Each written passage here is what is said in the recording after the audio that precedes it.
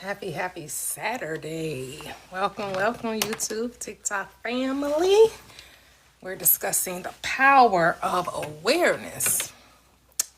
And we are on chapters 9, 10, and 11. Ooh.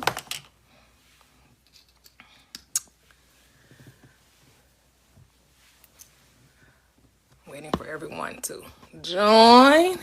Hey, beautiful Mia. How are you?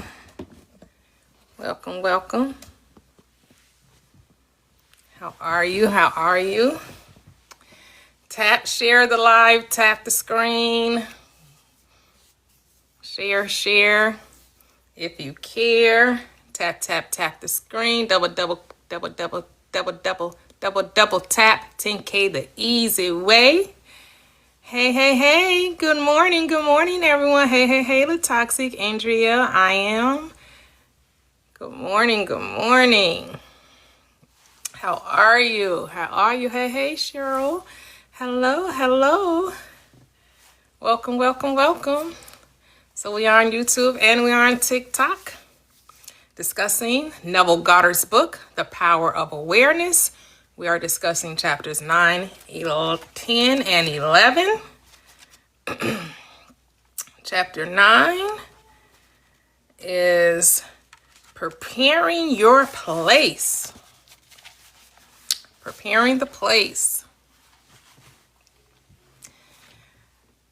Come on and join the panel so we can start the discussion. Share the live, tap the screen, like the live. On TikTok, we double tap. And on YouTube, we give a thumbs up, share it.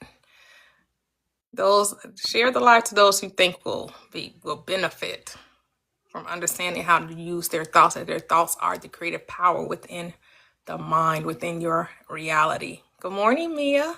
Slay forever. How are you? Good morning. How are you? Great. How you doing? I'm doing good. You got my little morning voice. I'm a little raspy. That's okay. Get my coffee together. Okay. Let's go. Thank you, Latoxic. Latoxic be doing it. She be working double time. She be over on YouTube and TikTok. Appreciate you, girlie. Appreciate you for real.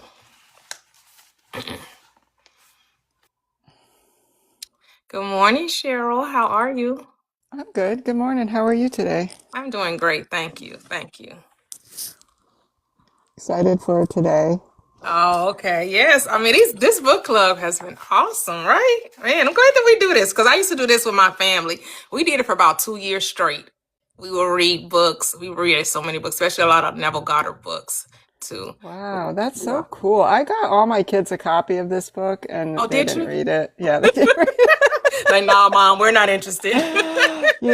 So I But yeah, talk it was it, my husband and I and my daughter, and sometimes like his father had joined, his brothers and sister had joined on occasion, cousin, uncle. I mean, we had a few people join every now and then, but the core we did it for about a good 2 years.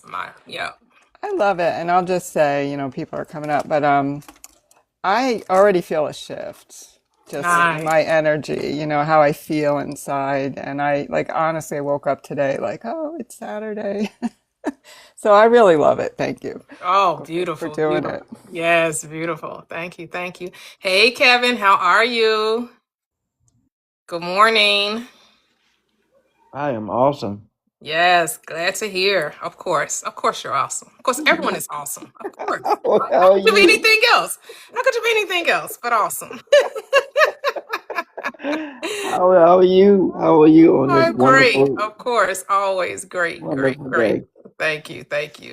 Hey, bestie. How are you? Good morning, bestie. How's it going? Great. How about yourself? Doing good. Doing really good. I gotta say, enjoying life. Hey, Having that's all fun. you can do. That's all you can do. That's How all. about you? How's everybody doing? Everything is great, wonderful, amazing. Thank Thank you. Thank you. So we're gonna start with the with chapter 9. We'll start with Mia since Mia was first on the block. Hi, Mia. We'll let Mia start it off, kick it off for us. All right. Yes, I was going through my notes and I really like these chapters and I've been listening to it like over and over. So like I let this play every night as I go to sleep almost. Oh wow, beautiful. So I have the audiobook, so I let it play and so the book probably the whole book plays every night to me. But I listened to it and took some notes and I really liked how it says how your assumptions kind of place you psychologically somewhere where you are and your senses place you there physically.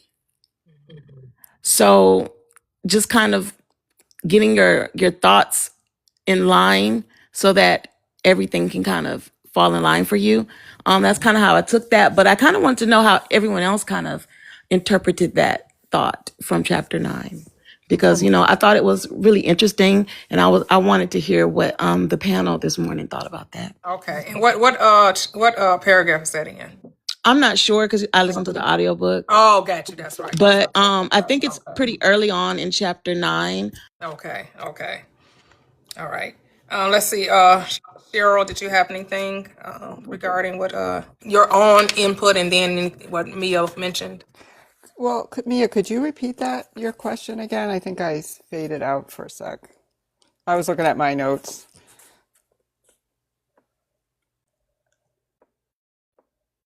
So it says your assumptions place you where you are psychologically, where you aren't physically, and your senses place you somewhere physically where you are psychologically.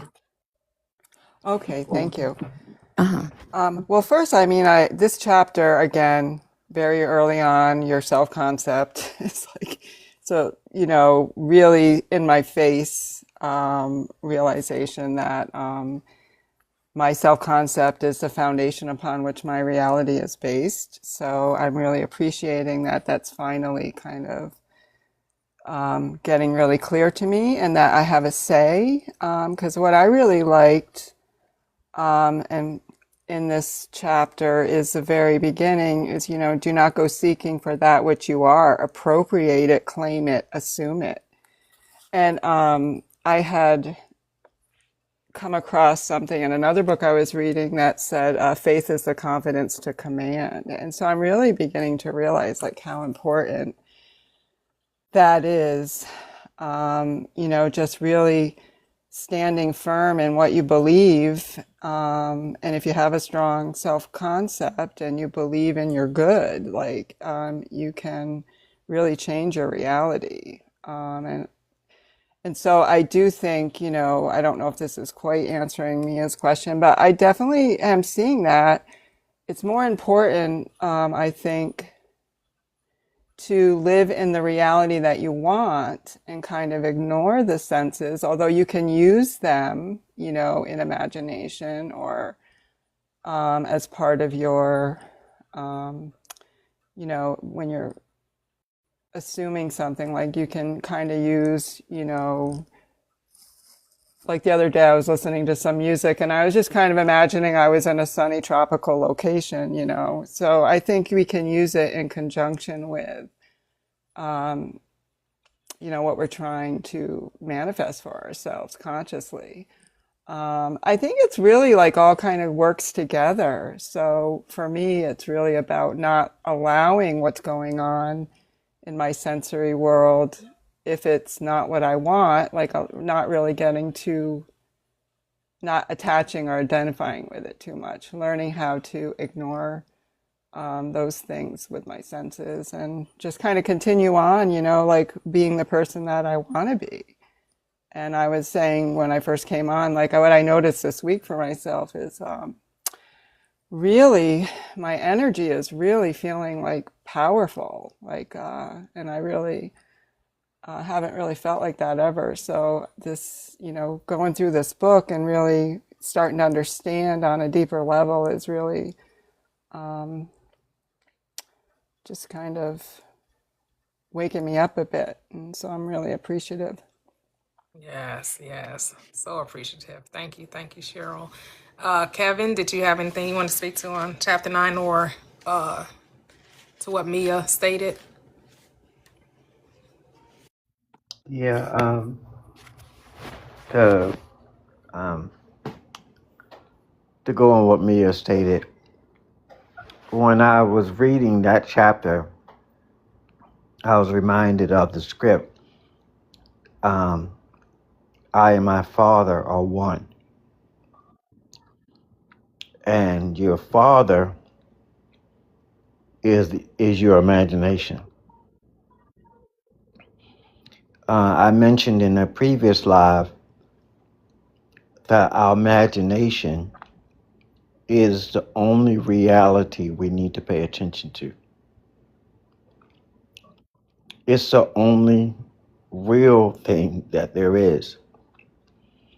Everything externally is a manifestation of what's internally.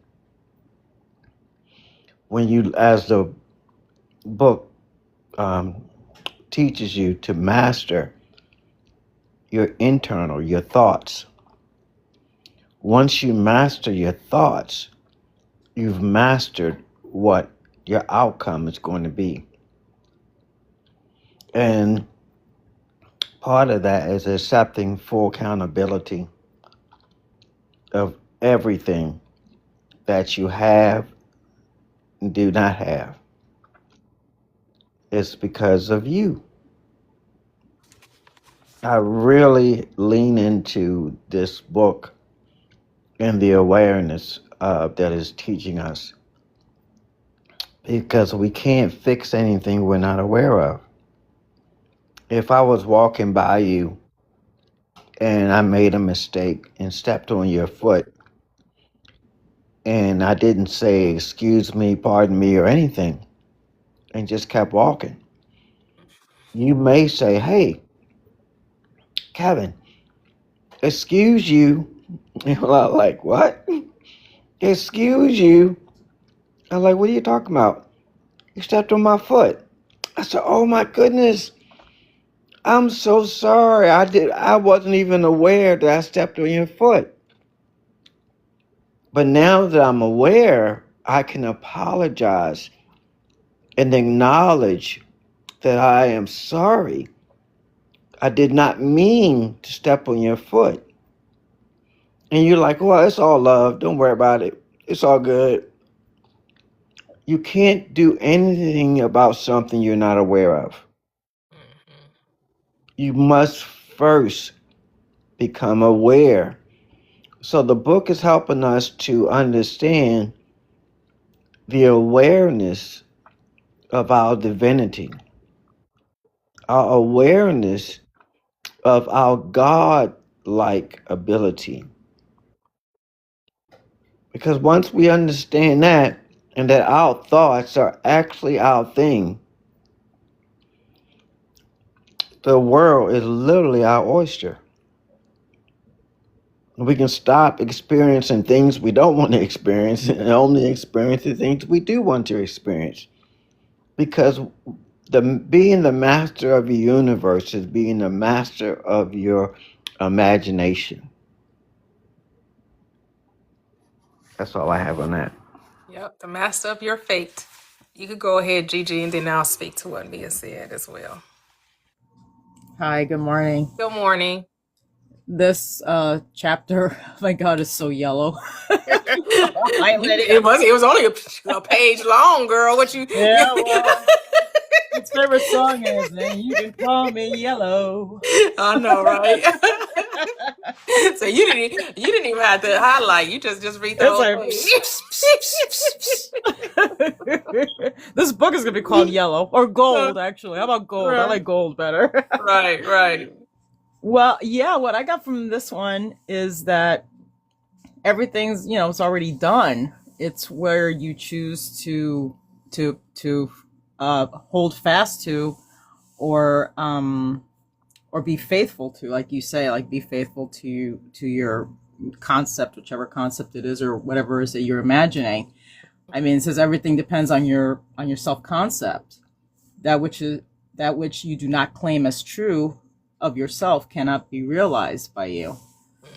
And it reminds me of something that Creflo Dollar, he's a pastor, and he would say, God can't give you what you haven't given yourself. And how powerful you have, to use your imagination, and to keep, it says here, hold fast in your imagination to all that is lovely and of good report, for the lovely and the good are essential in your life, if it is to be worthwhile, and to assume it, to begin imagining as if you already have it. Now, what Mia was saying about the psychological, and I found the paragraph, and I remembered it in this chapter, is pretty much, at least what I got from it, is that when you are, for example, in a situation where you're actually seeing something not going the way that you want it to, let's say, like when I was telling you the story about the Chick-fil-A story, where the kid was going to charge me for the sauces. Not that I care about him charging me for the sauces. It's just the principle of it, dude. I mean, we just spent like $30 at your store, and you're going to charge me for sauces. And so my senses, my psychology was like, I can't believe this kid is charging me for my sauces. But instead of me getting into an altercation with him, I went into my imagination. And then I remembered the nice manager that came out earlier and said hi to me. And we were mouthing to a Celine Dion song and having fun with that. And then she went in the back. And I just pictured her coming back and giving me the sauces for free. And that's where I stayed. Even though physically or psychologically, I was angry. I was kind of really upset, kind of sarcastic. I was feeling all these things that were going on in my mind. In my imagination, I held fast. I stayed focused. I kept my attention, my eye on the prize of the girl coming out and giving me the sauces. And I just kind of kept playing that a couple of times. I can't even tell you how many times I played. It wasn't like 100 times or anything. I just kind of kept playing it over in my head. And then when I went over to supposedly pay for the sauces, she came out. She said hi, and then she's like, how many sauces do you need? I said, I just need 2. And she says to the kid, go get her the sauces. She goes, you don't have to pay for sauces. They're free. It's free for you. I was like, oh. And then I just was like, well, thank you. And I just kept my whole attention on her to the point that kid just kind of went away and went to go do something else. So what I got from this is that kind of like the previous chapter that talks about renunciation, that when you are resisting, I guess resisting is when you're fighting it and you're trying to make it in the 3D go the way you want it to go. It's not going to go that way because it's from within, so from without. So rather than physically or psychologically or with your physical, with your senses, try to make something change, when you go inward and inside you see it already changed, like you assume it already, you imagine it like it's already yours, like it's already happening, like you already have it, you'll begin to see a shift. So that's what I got from that chapter, that your senses and your feelings really don't matter. Let them be there. Even Reverend Ike even says, tell your feelings how to feel.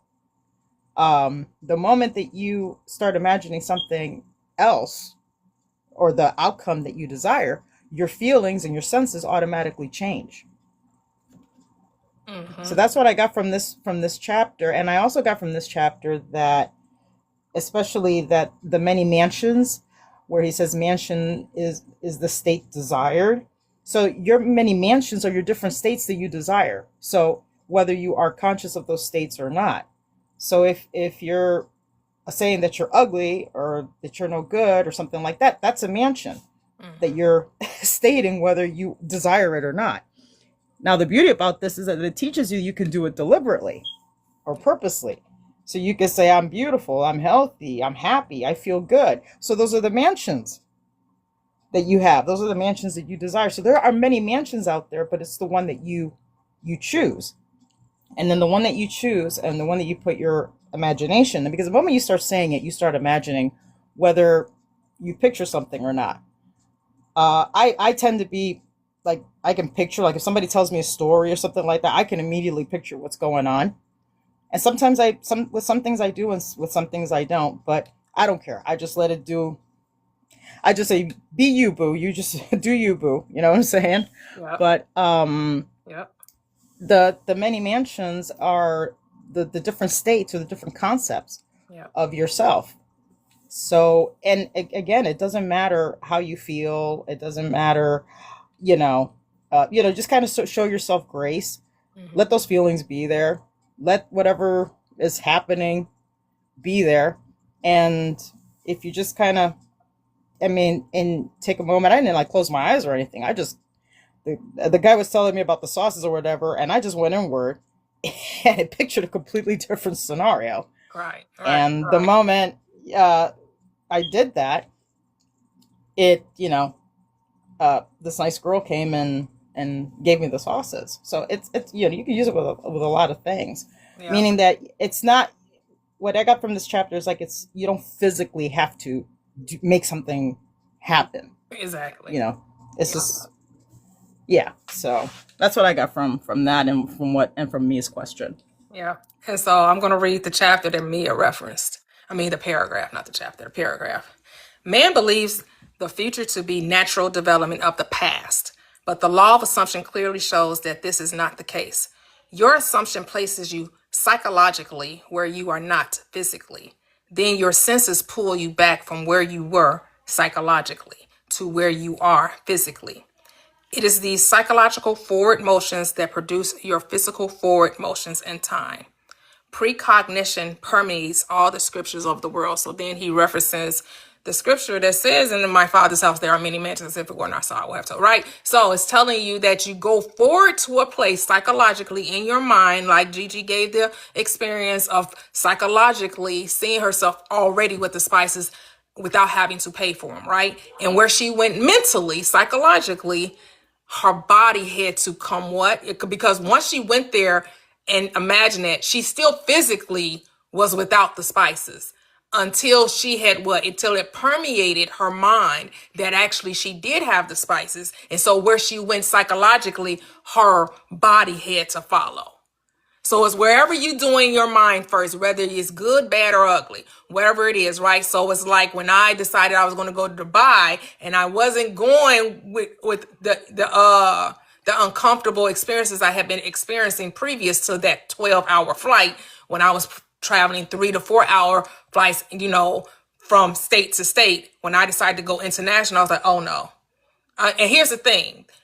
I know you don't have to vividly see it in your mind as being the way you want it to be, because I did not imagine myself on the plane not experiencing anything, right? I said, I just had to speak the word. I just had to tell myself, oh, this experience, this plane flight is going to be ease and comfort. And then I dropped it. And I didn't even allow myself to even think about it anymore. I didn't allow myself to bring up past experiences or, let that reason in mind come and say, well, it's been years, 10, 15 years you've been having this experience. Every time you flew on a plane, you would have this, I forgot what they were, migraines or what have you, the altitude would mess with you in your body. I didn't even allow that I just said, this is not happening. Also, when we had to take the CV-19 test to go, they said, my daughter was positive. And I was like, how many times did you run that test? And then he said, you want me to run it again? I didn't have to say, oh, they're going to come back positive. They're going to come back negative. It's going to come negative. I knew I was going to Dubai. I knew that there was not going to be any delay. So even though the outer circumstances tried to show me, oh, this is a possibility you won't go, I denied the circumstances. And I said, how many times did you? And because I didn't ask him to rerun it, I just asked him how many times did he run it. And he offered to take another test. And the test came back negative. But it couldn't come back anything else but negative, right? And you have to know what works for you. So I'm still preparing the place though, right? Even though I didn't physically see these things happening in my mind, I spoke it, right? Because that's the scripture. It says, let there be, and it was. That's all you're supposed to do. Let it be, and then allow it to be. Don't try to figure out how, don't try to make a plan, don't try to configure it out and try to say, oh, I got to do this, and this, and then it'll happen. No, it's already done. So, me, I hope that explanation helps you from, everyone that shared in the group. Let me know your thoughts. Yes, it's been very helpful. Thank you so much. You're I welcome. love hearing y'all's all opinions on that subject because that's kind of what I took from it. Just kind of like you wrapped it. I knew you was gonna say it better than me, so that's why I was waiting on y'all to see what y'all's perspective was. But yes, I agree so much, and I really love chapter 9 Yeah. and 10 and 11 and 12. The whole book. Yes. It's still because it also says, be still and know that you are that which you desire to be, and you will never have to what? Search for it. We have to get out of the state of trying to seek for that which already is. In another book, I don't know if it's in this book, but in another place, Neville says that the loveless never find love, right? If you're saying that you're not lovable, or that you don't have the love that you desire, you'll never find it. You have to be that in order to have it. He also quotes the other scripture. It says, "Whosoever have, to him it shall be given, and he shall what? Have it more abundant. And whosoever have not," going around complaining about what you don't have, even that what you think you have, you're going to have less of. So and people notice they complain about money, not having the money, and then guess what? You have even less money than you thought you have, because there's some emergency, some circumstance. You get a flat tire, the roof leaking, you got to replace this, you got to do that. You thought you were going to save to go on your trip, and then no, this emergency popped up because you have decided that you just don't have enough. And guess what your consciousness says? You're exactly right. You don't have enough. But when you recognize the 3 drops of oil, as in the parable of Elijah and the widow, when she recognized the 3 drops of oil, then what? Her pots that she borrowed got filled to overflowing, because she recognized the little as something. You have to be able to see it as something regardless of how small it is. Stop saying you don't have something. Go ahead, Cheryl. Well, I just want to say I really love the example you shared of your Dubai trip with your daughter's situation, because like that's the power to command. And I feel like for me, that's like the differentiation between like thinking of faith as hope. I hope this works out because I'm going to believe in it. I'm trying to believe in it too. But that's because hope has taken on different meaning over time, right? Because hope in scripture means a certitude of expectation. It's not a guessing game.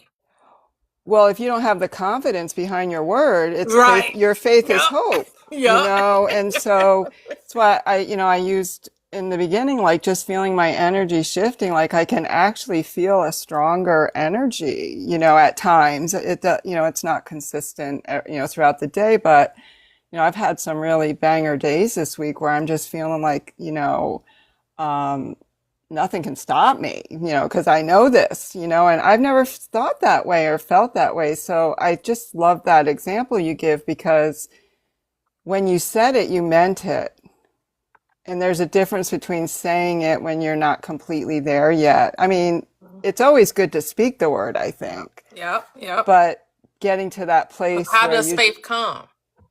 By speaking. By hearing. Oh, hearing. Hearing, and by hearing by the word of, right? Faith comes by hearing, and hearing by the word of God, right? And you are the word of God made flesh, right? So every time you speak it, you're hearing yourself. And that's when you gain your faith.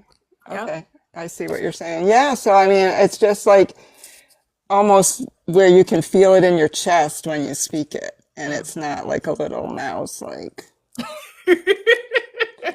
Yeah. Did you your do mighty that test? mouse. Yeah, like so that was just a good example, and I appreciate like I just it is a good example. I got a Thank you. lot from it, so thanks. Thank you. Thank you. All right, Mia, you can lead us into chapter 10. Okay, can I go second? Sure, sure. Okay. I was looking at my notes. No problem. Who wants to start chapter 10? You can unmute. Gigi, Cheryl, Kevin. No one? Okay. I'll go. Oh, Oh, okay. go ahead. Go ahead. Go Uh, ahead. so this chapter again, like I think I like the point that Neville was making of that, you say this and, we know this, but creation is finished. It already exists. And I like how you say, we don't align to creation. We make creation align with us, like what we want to manifest. So, this chapter just really spoke to that. Creation is finished means nothing is ever to be created. It is only to be manifested. Yes. And that comes back, and the answer is your self-concept. So, I mean, it seems like we can't really escape that. I have to believe, like I have to believe and speak this truth about myself. Like with, not like Gigi was talking about, like we can't force it, but we have to we have to have the power of our conviction, the power, and that's practice. Mm-hmm. But I just like, again, creation, it all exists here. Everything exists now. Yeah. And God is in the now. Truth is in the now. So so for me it's like about getting comfortable. Because again, I think I'm noticing from these chapters we're reading is that my faith was more like a hope someday. Well, if you keep hoping for someday this will work, I believe it and it will happen someday. Well, can I believe it can happen or it will happen today? Right. And then drop it. I can't force it, but can I believe it exists today? So that's kind of what I got from this chapter, just everything's here now, and it just again determine what's my self-concept. Do I think I deserve this good now? Am I going to take responsibility for my good and speak it? Just a lot of thought-provoking questions came to me reading this chapter. Yeah, that script comes to mind. Commune with thy own self upon thy bed and be still. Right, that conversation that you have with you and you. Right, Exactly. because you do want to beg the question. Now I am that, and say, well, since I am, or now that I am, allow your mind to show you what that looks like if it can go there. Right, and even if you get no images. What you can come up with words or thoughts. Well, maybe this person sees me this way, or maybe my children is saying this about me, or maybe my husband is thinking this about me, or maybe I'm doing, and then because words are pictures are words. So even if you can't visually see it in your mind, you can still have that conversation because the words are pictures, and that is enough. Yeah, because I don't see things visual. I mean, I can. It takes a lot of work sometimes, but I'm a word. So you're trying to work that hard, right? Like Yeah, because you said that anyways, but I always realize like I don't manifest. I know like I accepted like Kevin says we're always manifesting, so I knew I didn't have to see it visually, like whatever. So I knew I had to change the words, the self-talk, and that I'm investing a lot more in my self-talk. Yeah. Beautiful. That's it. That's it. Thank you. Thank you, Cheryl. Gigi or Kevin. I'm sorry. Kevin is go ahead, Kevin. Yeah, this made me think a lot about how my assumptions became aware that my assumptions create my manifestation. I was thinking back, there was a time when I was in high school. I was one of the few people in school that had my own car when I was in high school. And I was going somewhere and I was running late, so I was intentionally speeding. Now, while I was intentionally speeding, I was saying to myself, if I'm not careful, I'm going to get pulled over for speeding. And guess what happened? You got pulled over? Yeah, it's like you guys, it's like you were sitting in the seat next to me. I got pulled over. And when I got pulled over, I said to myself, dag nabbit, I said, I knew it. I said, I knew it. And here it is. Here we are, right? Here we are. Now, I also said, I don't want a ticket. Even though I was speeding, did I qualify for a ticket? Absolutely. Okay. But I didn't want one. So the police officer came to my window. I rolled down the window and I'm trying to be as polite as I can, driving my black. And So DWB, huh?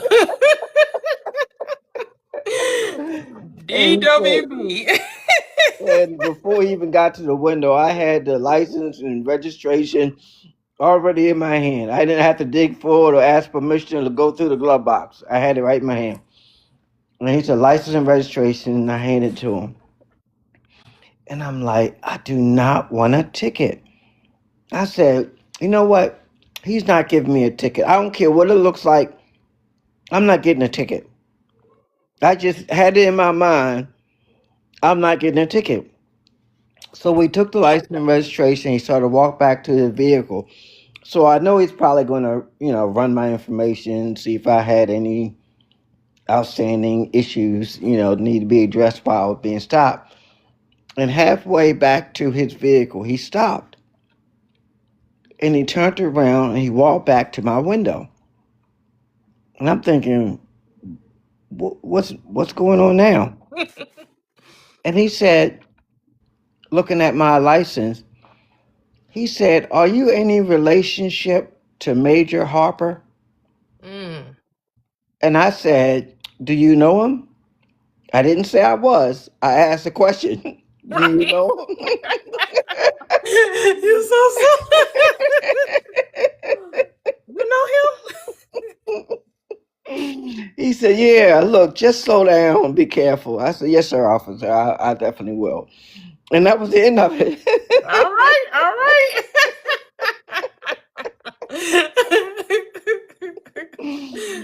So, yes, even though we may have manifested through our assumption, which we were operating in that law, because of who we are, we have the ability to alchemize or change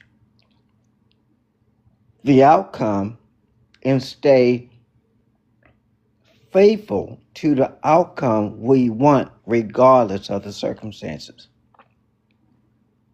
And those circumstances that we stay faithful to or give our attention to, that's what will manifest. Love it. That's it. I love that. Yeah, alchemize the situation. All right, Mia, you up next. Hey, I'm sorry I kept going in and out. Something's glitching. Like I can't type in the comments. I can't type, and I was just like, what's going on? I was trying to restart the app and it's just glitched. So I'm loving what everyone's saying. I just can't type and say how much I love it. That's okay. You get to use your words. Yes, but yes, I love what everyone's saying, and I agree. And what I really loved and took from the chapter about creation, when they said that you really don't have to create anything. Everything, if you desire it, everything exists, right? What you want, if you can see it and you can imagine it, it's yours. It's already there for you. So, and that idea of creation kind of takes the how into consideration, meaning that you don't have to make it happen. It already is. What you want is already waiting to be there for you. So you don't have to create it. You just have to manifest it. and through manifestation of just allowing it to be, right? Stating that you want it, it's there, believing that it's yours. And because it's yours, because it's yours, you saw it, it's there, it's yours, right? There's no maybe it's yours, could you happen, what something could happen, I wonder how it's going to happen, what if that thing doesn't work, you know what I'm saying? You have to kind of push all of that out and know that it's there. And sometimes all of those things and the need to feel like you have to do something to create it gets in the way. So I really loved how they kind of worded it of, yeah, you're the creator, but you create through manifestation and letting things just be. Yes. Because everything you want is already in existence. So it's like the everything all at once kind of theory. Mm-hmm. So I really liked how that kind of tied into it. Yeah. Beautiful. Oh, and I know I had mentioned that movie that what is it? Everything All at Once. How did it go? Yeah. It was a TikToker. She was explaining a scene in the movie because I tried to watch the movie. I think I was trying to watch it when I was like sleepy, so I didn't really like pay attention to it all that much. I had to go rewatch the movie. But she was talking about, when the guy is telling the lady she's about to go to the IRS person and telling her that, take this, and if you don't like being there, put your shoes on the wrong feet, and, imagine that you're in the closet, and then when you imagine in the closet, you'll be in the closet. You talk about the law of assumption. I just like the way that she broke it down, and because I didn't really remember that portion of the movie. I was just really just listening to her explanation of it, and oh my goodness, the way that she was explaining it, I was like, that's law of assumption in that movie. I said, I definitely got to go rewatch this movie again. Everything, everywhere, all at once. I'm gonna watch that. I'm gonna watch that today. I'm gonna do that because I agree. And you're like when I think sometimes it seems so almost mystical to think about. Like, I don't know, is this like for real? And I have so many experiences to prove that it's real. But when you really think about it, it's really parsimony. Like the easiest outcomes is usually the answer. And that's a scientific term, but it's really like we make things complicated when it's really parsimonious. And, our assumption is literally what builds things, because think about it. If something like offends you, that's literally based on your assumption. Yep. If you feel like you're under attack, you decided that you were based on your assumption. Yeah, and I like how they were saying, because she was told to put up the foot on the wrong, because we were told left foot goes on left shoe go on left foot, and sometimes doing things differently other than because you've been told or conditioned to do a thing rewires the mind, right? As Niji likes to say, the neural pathway highway, right? You're doing different circuitry of the brain when you stop doing things as you've been told that they have to be done, right? Because there's no have to, there's no must do. It's what do you want to do? Yes, like remember that group Crisscross? They wore their clothes back, right? Like they made that a thing, right? They made that thing when it was like, who would wear their clothes backwards? Why would you put your clothes inside out on back, right? And they did it. And I remember Jermaine Dupri just recently, about 2 or 3 months ago, was talking about how they decided to do that and went to the mall, their local mall, and like it was just people just started bombarding them, and it just became the newest trend, the newest fad. And it's just like, yeah, sometimes you just gotta stop. Like you said, the easiest what I think Abraham Hicks put it this way: the least path of resistance, right? Which is the term you just said, right? Because I never heard that word before, but the term you just said, right? It's the simplest answer is the way. That's why we're all about simplification here, right? Stop trying to make difficult things, easy things difficult. It really is the easy way is the best. It's the easy way. And sometimes we think we got to be doing something. And we live in a world that has told us that we got to work hard and put things, we got to do it to get it. And if you didn't work hard to get it, it ain't worth it, right? Wait, hold on. So what you're really telling us is things with ease we should be suspicious of, we should be cautious of, we should be fearful of, but we should go towards things that are hard, right? I should look for a challenge. Hell no, I don't want no damn challenge. To be solution oriented, right? We Yeah, always got to be yeah. problem solvers. I like to work smart, not hard. I like my life with ease. I'm an avoidance learner, right? I don't face, like some people think, oh, it's you take on challenges. That's a good character. No, I want ease. I want my life to be easy as possible. Easy peasy. You know what I'm saying? And, you know, and I know things are about perspective. And I saw someone post something about, oh, being a woman is so hard. Women have the most hardest experience in the world. Oh, and being a Black woman is a hard thing. And I'm just like, what? I would never want to be a man. If reincarnation is real and I come back as a man, I think I might be trans. That's how much I love being a woman. I think being a woman in this world is easy. I love it. I would never want to be a man.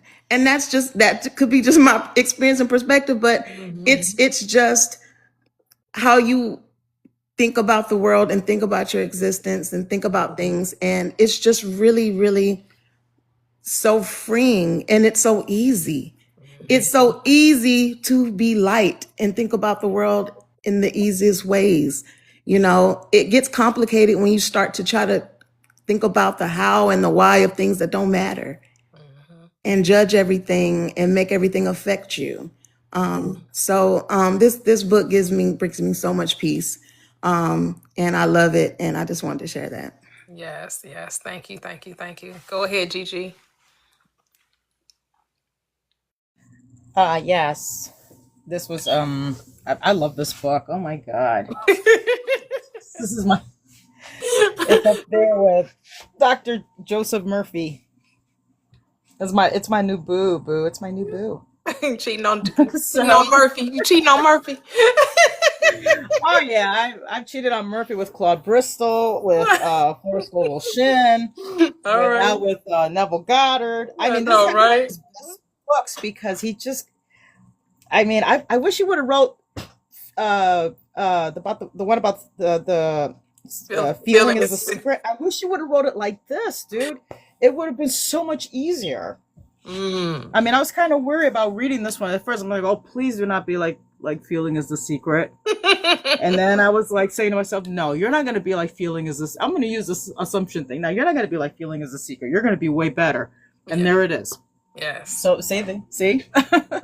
Okay, back to the chapter. Sorry. That's okay. So what I like about this is that how he talks about how everything's already done.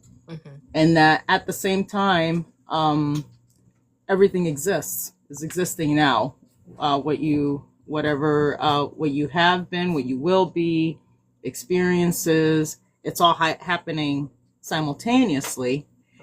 And then he says, he posts a good question here. It's like, if everything exists already in you, and everything is finished, then, you know, how do you do it to get it or something? What determines the events which you will encounter? Right. Mm-hmm. Yeah. And it says the answer to yourself is your concept, is your assumption. Yep. So assumptions determine the route that attention follows. Oh, I love that. And you will experience it as long as you remain faithful to that assumption. So he gives an example about if you assume that you have a good business, or, you know, that you have good clients and that everything goes good, you're making money, and you're staying persistent with that assumption, people congratulating you or being jealous of you. I mean, although why would you want to use jealous of you? But if you want that, that's fine. Mm-hmm. And if you stay persistent with that, you will experience it. It's all concept. Mm-hmm. So whichever one you choose to put your attention to, that's the one you're going to experience. But the catch that I caught on here is to be persistent. You know, it's like I like saying, you know, you're creating that new neural pathway highway, or repeating the being. You know, you're just repeating that person over and over. regardless of what's going on in your 3D. Because remember, I like there's a TikToker on here that she always says everything always works out in my favor. Everything always works out for me. Everything that's going on, it's all in my favor. So the 3D is in your favor. What you're experiencing is in your favor. Everything is in your favor. Nothing is against you. It's for you. So that I really liked that. The awakening that it gave me is that everything is happening. There are different versions of me right now going on. So it's like the movie The Matrix. It's all these like videos, all these different versions of you. Okay, and then you're choosing which one you want. Okay, I choose to have that version of me that's a rock star. The version of me that's has friends that understand manifestation. That's how you popped up in my page. I just went there's like, man, I'd love to find somebody that I have a common ground with this. It's not trying to sell me anything. And poof, you popped up. And it's all concept of yourself, of others, of persons, of places, of things, of your job, whatever concept you're focused on. That's what you're going to experience. Where the mind goes, the man will follow. It's just like where your thoughts are, where your assumptions are, that's where your body, your circumstances, the 3D is going to go. And the beauty about this is that when you put yourself in that assumed situation of already having it, you don't even worry. You're not even thinking about how. You're not even thinking about when. You're not even thinking about any of it because you're already there. It's you have to experience it.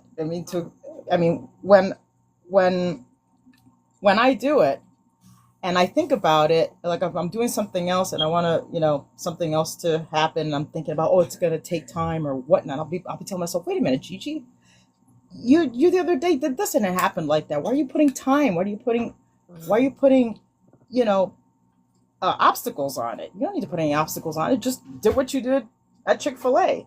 Did what you did with the cop. It's that simple. Yep. So this chapter was an awakening, but I love in every chapter he really talks about how you have to persist in the assumed state or states. You have to already be. You have to already have. And that goes by practice, guys. That goes by, you're practicing a new you. You're practicing the you deliberately that you want to experience. Right. Because we've been taught to oh, que sera, sera. I don't even listen to that song anymore. I always say, what it is, it will be, what I want it to be, what it is, it is. That's how I sing it, because it's what I want it to be. Right. It's not que sera, sera, whatever happens, happens. But then again, poor Doris Day, she probably didn't know. All right, well, we'll forgive her. Okay. But it's now that we realize it's that we can purposely and deliberately go the route that we want to go. In other words, we can take I-94 instead of taking some country route. Perfect. Accountability is a gift. It's not it's not a condemnation. It's a gift. It's like, wait a minute. It's been me this whole time. Oh, perfect. Yep. let's change it. Let's do this. Everything already exists. So, the perfect marriage already exists. The guy you want to marry, the girl you want to date, that relationship already exists. The job you want, that already exists. All you have to do is assume it. All you have to do is put that concept of yourself as you're already that person. That's it. How easy. Yep. How easy. Wow. Yep. What he says, what is called creativeness is only becoming aware of what already is, right? So when we say we are creators, we're not saying that we're making things. We're saying that we're bringing into visibility the thing that you cannot see. That's what's happening, right? Because all things exist. We're just not all aware of it, right? And the moment you become aware of it, that's when the wave collapses into particle and what appears to be a form. So you are decreeing and declaring what it is you're seeing based on what? Your self-concept of yourself. Is what you think of you. So I like watching the 19th century type of dramas or TV or television series. So you all know I talk about the Gilded Age, and then Bridgerton, right? So Bridgerton is early 19th century and the Gilded Age is late 19th century. The Bridgerton is based in London, right? And so when you look at that lifestyle and the mindset, so when you think about the monarchy, right? And that's what the kingdom of God is equated to by the Christ, right? The kingdom of God, someone how does Paul say? We're heirs to the throne with Christ. We're one with Christ. We're all supposed to be ruling our individual kingdom. And we understand that a king or a queen does nothing but give commands. That's all they do. Everything is done for them. To the cooking for them, the doing their hair, the putting on their clothes, the running their bath, the bathing, everything is done for the king or done for the queen, right? All those of nobility or royalty, everything is done. And it's just like, okay, that's the mindset we're supposed to have, where the world comes to cater to us. And it's like, how do you feel about being catered to? That's the question you have to ask yourself. Do you feel like, oh, they shouldn't be doing this for me? Oh, I shouldn't have people cleaning my home. Oh, I shouldn't have someone dressing me. Oh, I shouldn't have someone cooking for me. Oh, I shouldn't have, because they did not apologize for being royalty. And so you have to ask yourself, are you apologizing for being of the royal priesthood? For sitting on your throne in your kingdom? Remember, you're the only one that exists in your reality, and everybody else is playing a part in the world, in the reality in which you have carved out for yourself, in the story that you have wrote. So what is your role? What is your self-concept? Because if nobody else really exists, the world only exists for you, for your benefit, why are you doing anything other than because you want to, because you choose to, because you can? And so they have a new installment of the series, Bridgerton.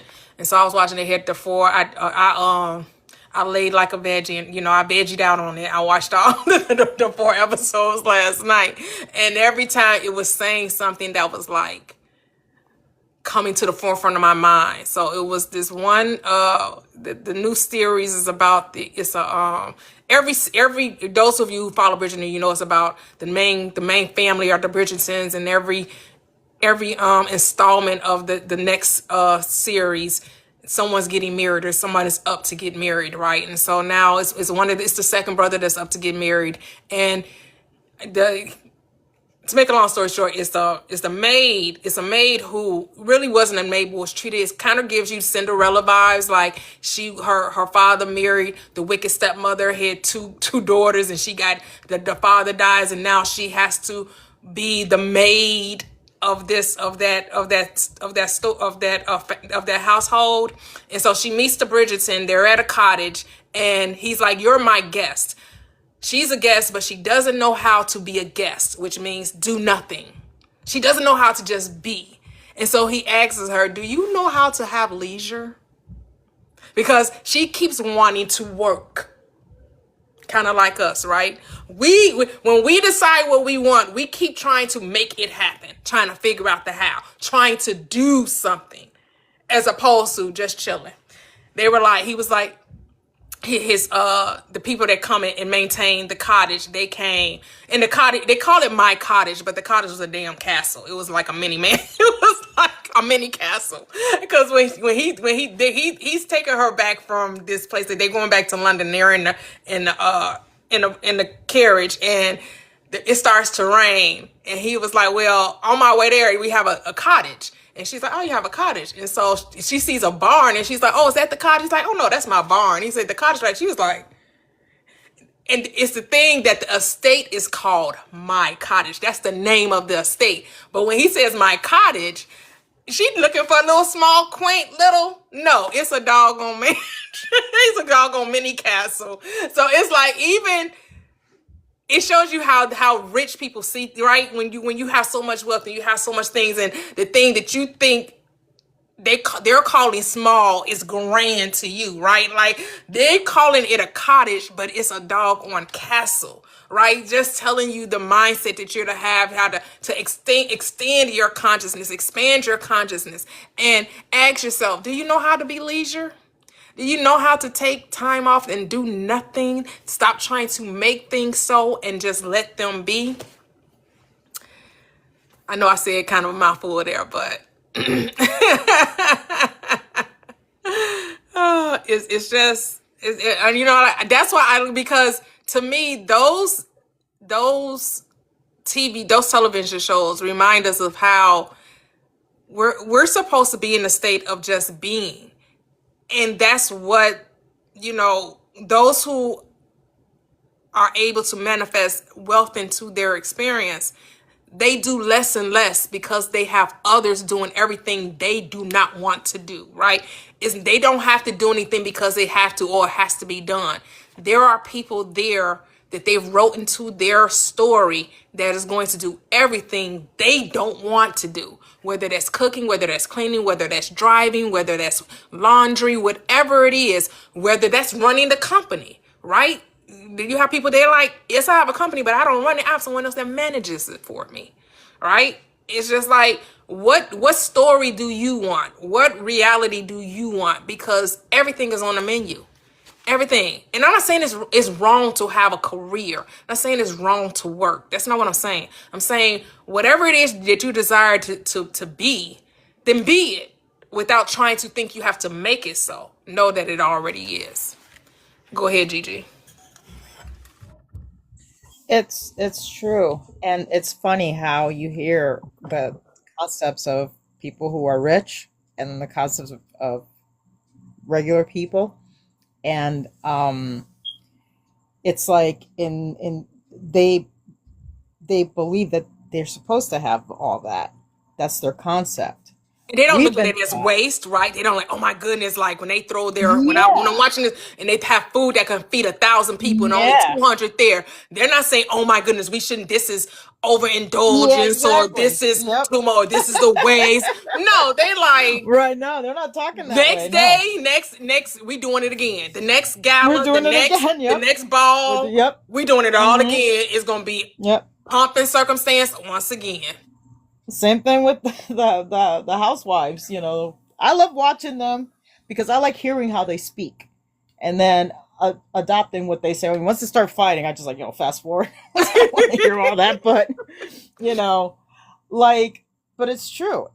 We've been taught that we have to work for something, or that somebody has to believe in you, or we've been taught all that, and yet when you hear successful, people that are in the line of work that you want to be in, if you hear how they speak, it's the complete opposite.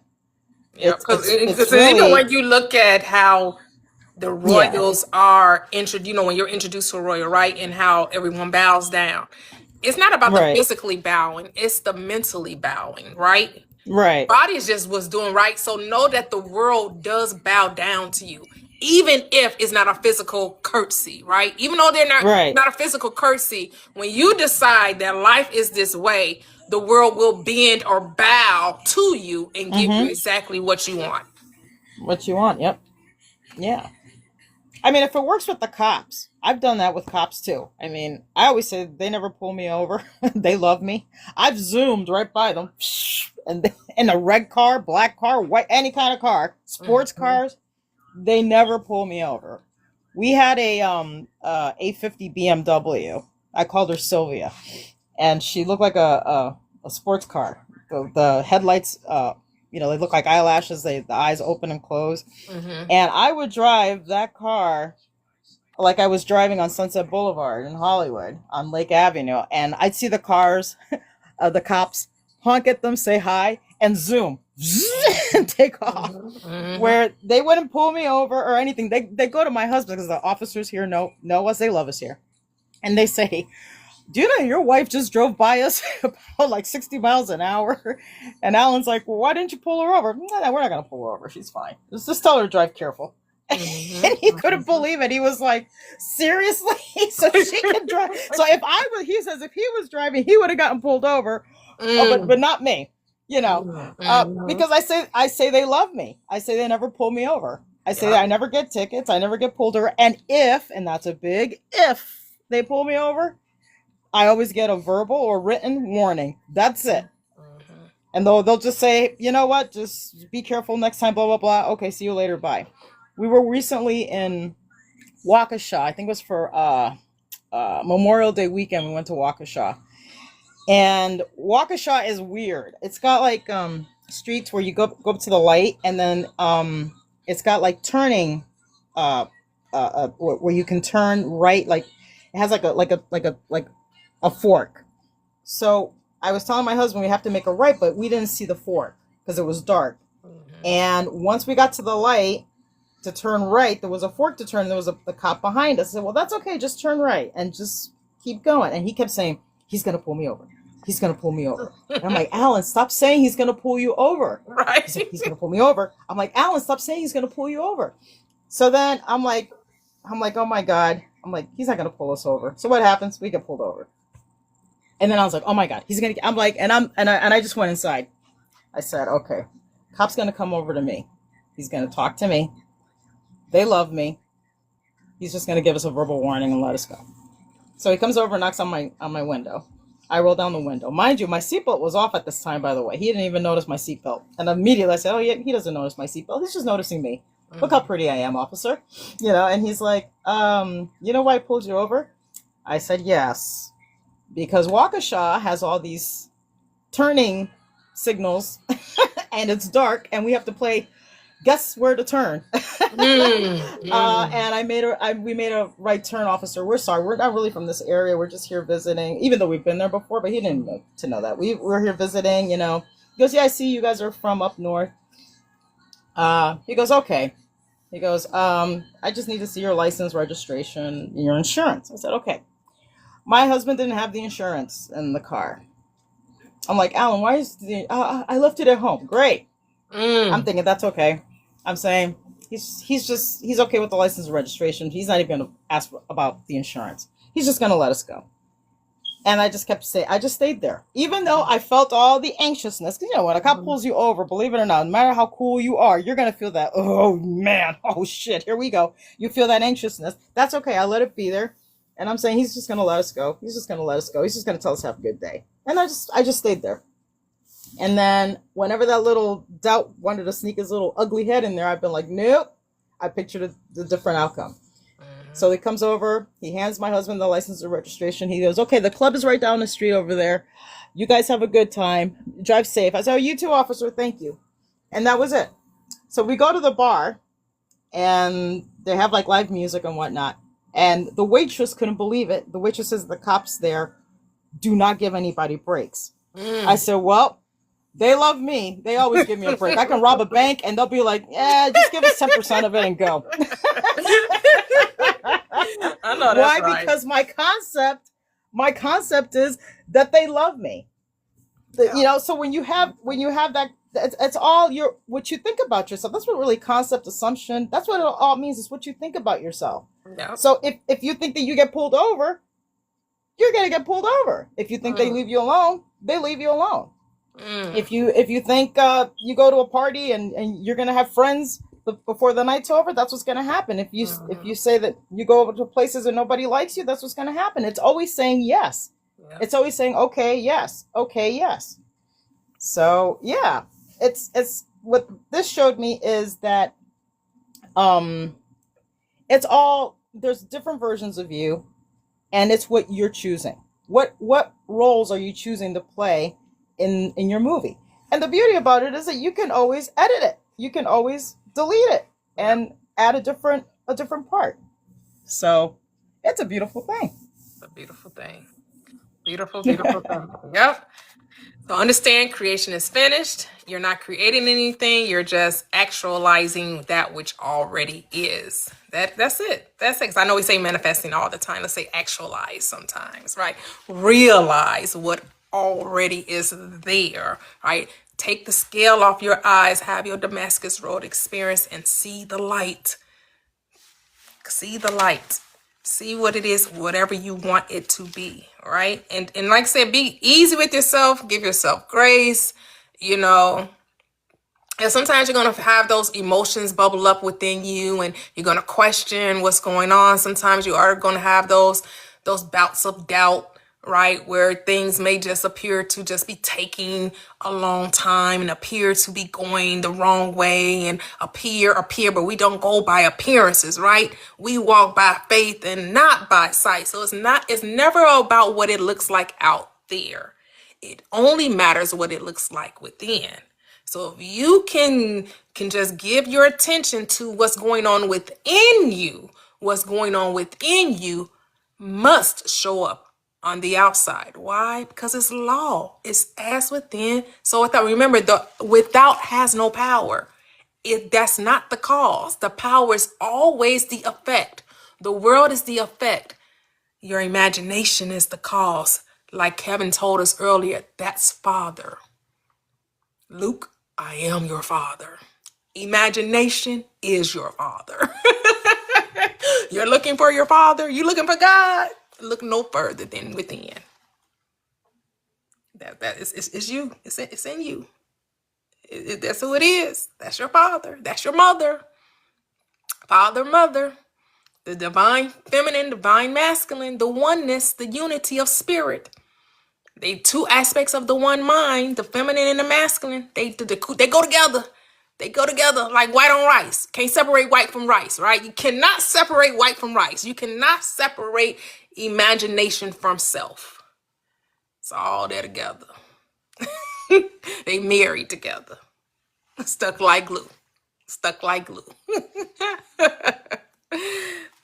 It's all you. Yep, it's all you. It's all you. So when they sing in church, I see the light, I see the light, I see the light. That's really you. I see the light. Yeah. He's so silly.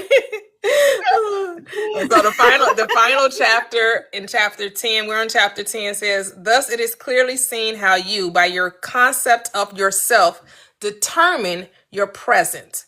That is the particular portion of creation which you now experience, and your future.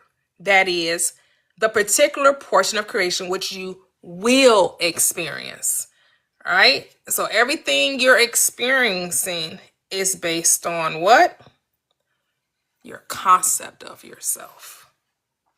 Who do you say that I am? That was the question. To be or not to be. That's how Shakespeare said it. To be or not to be. Christ says, who do you say that I am? It matters. It matters. That's all that matters. At the end of the day, like they say, at the end of the day, it only matters what you say.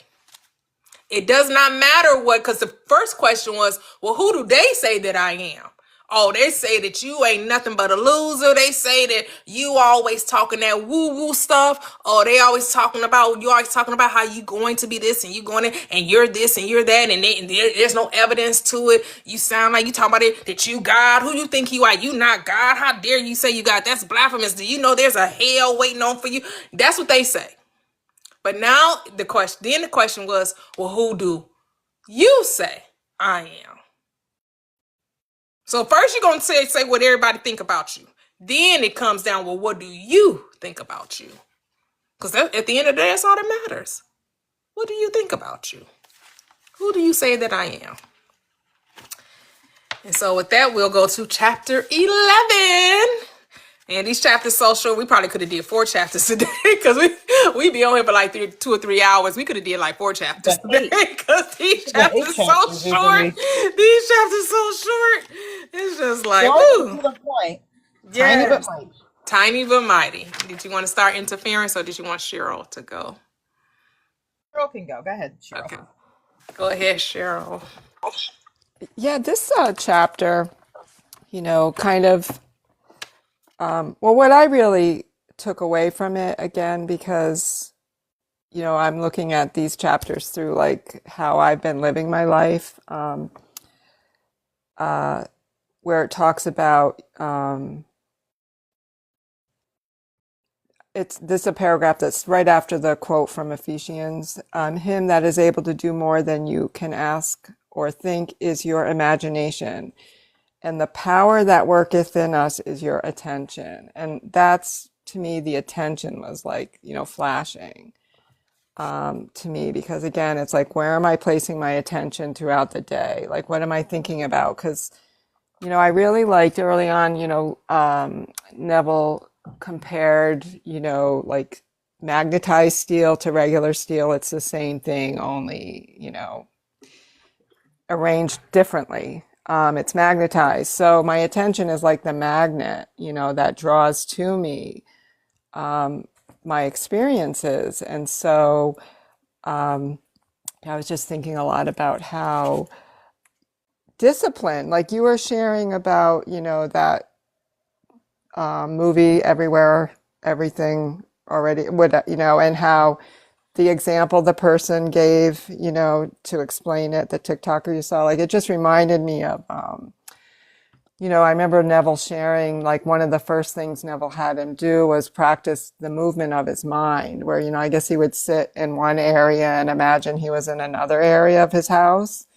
And and then you shared last week, that exercise where we imagine our day backwards, like remembering, and, just like how much discipline, and it, in the beginning, it gets easier, but just like the commitment, the perseverance, to constantly be aware of what I'm thinking and feeling, my moods throughout the day, and that's the accountability piece, that we talked about, earlier in the book. So I just really thought, like, that's my power, my attention, and where, again, I'm either investing or I'm spending that power. And, I was really aware when I first found you on TikTok, or you found me, was just like how often I would allow my thoughts to like, just kind of for satisfaction, whether it be a resentment or something, just a thought that wasn't good, and now I'm much more like, I am not going to, think that. I'm not even going to waste a minute on that, because it will bring forth more of that. And so, yeah, that's really like the awareness. What am I thinking about today? Where are my thoughts? What's my self-concept? Am I staying in a positive self-concept, or am I, wandering off into the weeds of that old self, old man, the Bible calls it. So, again, it's just another really great reminder, like that's my power. And and really being aware, like that, how powerful we are. It's not just a theory. Like, that's why I just love that story you shared about, like, that's how you have to show up for yourself whether you go to the grocery store, or like Gigi's story with, the police, like, or Kevin's story, it's like, you just have to show up like that for yourself all the time. No one else is going to do it. Yep.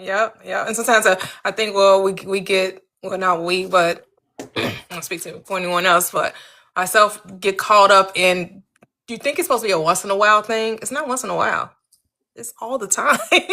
You got to be this all the time. People try to put it off and like, oh, I don't feel like being powerful today. Impossible. You're always manifesting. Right. You're always manifesting. Then you can't take a day off from manifesting. Yeah, and like you get it, like, and it's that honesty. Am I not willing to let go of my limitations? I think I have been really attached to my limitations, even though I know they don't serve me. I'm looking for instant gratification, I think, sometimes, instead of the long, like, again, I like the analogy of in spending or investing, because I'm ready to invest in myself. Yep. You just got to take time out of the equation because all is now, right? Right, All right, is now. So there's no time. You don't have to patiently wait. You just have to right. be in the moment, be in the now. And then and then everything will just fall into place. It just really And does.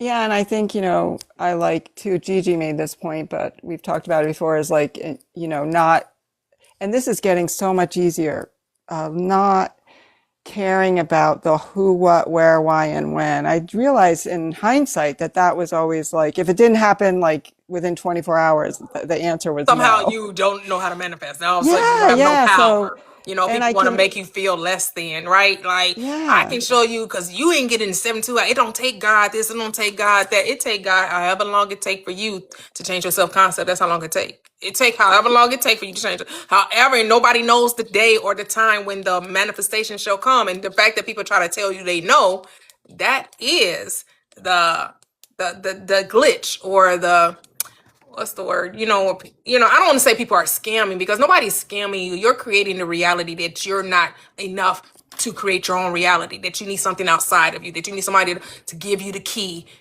as though you don't already have it. You're trying to pay for something you already possess. Well, when you put the deadlines or, the limitations on the outcome on the Father in you, it can, which it did in my circumstance, it fed into that I'm not worthy self-concept, Hmm. or I can't do this. I don't have the power, so, you know, being able to let go of the outcome has been a really big It's the stride. thing of you're doing something wrong when you're never doing anything wrong. Right, That's where it comes, right? Like, if right. you're not manifesting 24 hours, then you're doing something wrong. There is no such thing as 24 hours. 24 hours does not exist. So we made it up. Well, 24 hours. There's no 24-hour period. There's no such thing. when well, that, and that's like what I love, like coming back, like in the book here too. And there's other people say it too who teach this, the being still and knowing that I am. Like if I can stop when my thoughts start to veer a little bit about the time frame, and because I can like really psych myself out. I have to be so careful. Like I have to really take good care of myself. But when I can just be still and just in the minute I can really tap into that, it feels peace. I feel peace. I'm like, yeah, it's all here now. It's fine. And but again, stopping, like commanding those negative thoughts, get out of here, and replacing them with truth. It's like Gigi said, it's a practice, and getting better all the time, and it's, yeah. So the attention piece in this chapter just really stood out to me. Beautiful, beautiful. We're gonna go to Key. Key's on the scene. Hey, hey, hey, friend. How are you? Hey friend, hey everybody. Sorry I'm late. I No, no problem. but so this chapter was a chapter 11. Wait, did I do it? Okay, yeah. Mhm. So I'll be honest, it was so flowery. I'm like, what in the world is Neville? I'm like, what is Neville saying? I wanted to DM you and be like, help. I was like, was he drinking? He was in his poetic bag in this chapter. I'm like, oh, okay, Neville, what you trying to say? But I thought about it. I'm like, okay, interference. Then I'm like, self interference. People do it and they don't even realize it, right? They're like, anytime they're like, oh, I'm just being real, I'm just being cautious, that's self interference. And it's not, for me, it's not doubt or fear or even like negative thoughts. It's really it's like interruption. It's when I stop to explain myself, or I brace myself, or I'm like, oh, let me just, quote unquote, be realistic. I got to be real. I got to keep it real. But people think they're being careful, but they're really just being double minded. And double Say it, minded clock people, that T, Key. clock that T, okay? They're just really being double minded, and they failed. They switching from that old state to the new state, and that checking, that's interference. That's what it means. And effort, I'm gonna say this: effort is interference, because once the assumption is made, leave it alone. Leave it alone, right? So it's like if you keep interfering, you are telling your consciousness, "I don't trust this," and your consciousness responds to what you trust, right? So I really think in this chapter, and I think too, Neville, he's not asking us to think better thoughts, right? I can get into that whole thing because I had a whole conversation with someone about that. He's really asking us, stop interfering once you've already decided. But he's not telling you to ignore reality, because people are like, well, I'm just supposed to ignore reality. Like, stop feeding it. You've already chosen a new state. Yeah. So, and I know that feeling is an emotion, but to me, that's not interference, but rehearsing it. That's the problem. And it's landed for me because I'm in the middle of a basement remodel. Okay. And I trust the GC. I trust him. It clicked, like I saw over a dozen, and him right away. I'm like, yep, I'm using him. But I keep rehearsing. I'm like, what happens if something goes wrong, or what if I miss something? I'm like, what if these people run off with my money? They're trying to get half of my money up front. So I'm like, but that's like planting a seed and then digging it up to check the roots. And it feels like I'm doing something smart. But I know I already saw the finished basement. I already claimed it. It's part of my home. Then I authorized it because I hired the GC. So I can't keep revisiting issues with that old basement in my imagination. Because to be honest, to micromanage. thank you. Because consciousness does not care if that basement is finished or unfinished, approved, pending. It doesn't care. Where are you spending your time mentally? And it's the same in relationships. Money is the same thing, different costume. So I would say for me, this chapter really tells you, like you just said, don't need to micromanage life to get results. So yeah. So I'll let other people go. But I have more thoughts on this chapter, but I'll let other people. Oh no, you could go. I mean, we've been talking for 2 hours. We've been over an hour and a half. You just came up, so you okay. say what you got to say, girl. Can I tell her something that I'm thinking with my mind about what she's saying? Hey, Mia, how are you? Hey, girl. So I was thinking, I think I said this like a month ago in a live, and I was just like, what's really bad when you think about it? Like if you go to a restaurant, you go get some Popeyes, and you be like, do you ever be in your car like, or if you order DoorDash and you like, I sure hope the cook ain't digging in his booty while he making my chicken. No. I do not think I that. sure hope they didn't drop my food on the never, floor. ever I do sure I think hope- about what the cook is doing while they're preparing my food. Thank you. So we trust them more than we trust ourselves. We trust them more than we trust the God divine in us. We trust the Popeyes working there frying our chicken. Oh, you ordered DoorDash. I sure hope they didn't lick my burger bun. I sure hope they didn't take their man parts and swirl it around in my lemonade. Why are you putting this stuff into the atmosphere? I don't even need these pictures in my head. I'm glad I don't DoorDash. I don't do the Uber Eats thing. I do it a lot. I don't. But girl, if I did, you would have me questioning. I trust people a lot. I trust people a lot because I do it a lot.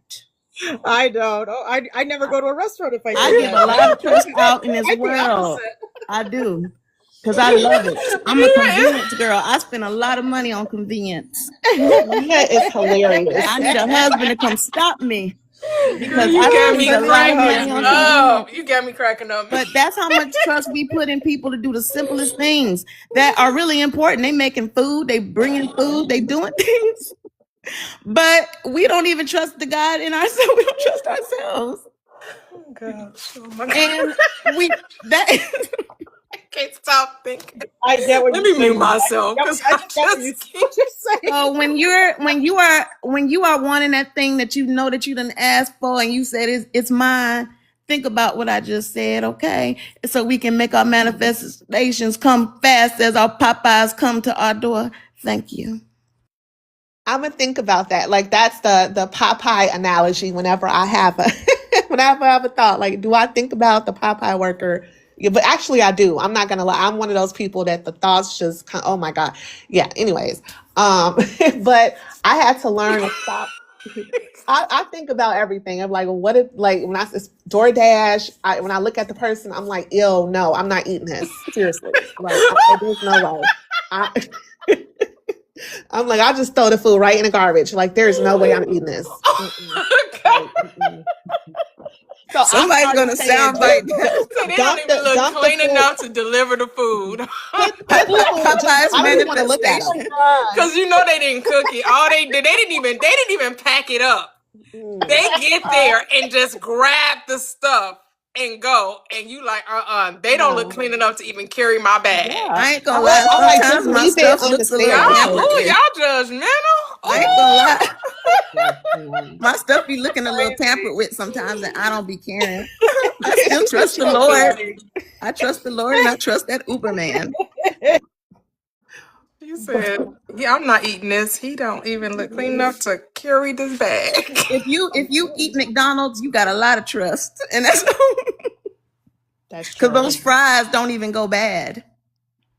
That's true. They're You'll not find a even. decade-old fry under your car. All right, Oh, all right, yeah, all they don't right, even- all right, even all hold right. it. Let's bring it back. Me and gotten on the side through the bushes or off the highway in the ditch. We got it, Mia. We Thank you, understand. Toyia. Toyia, no, I will. Toyia, No, I'll go. I'll get carried away.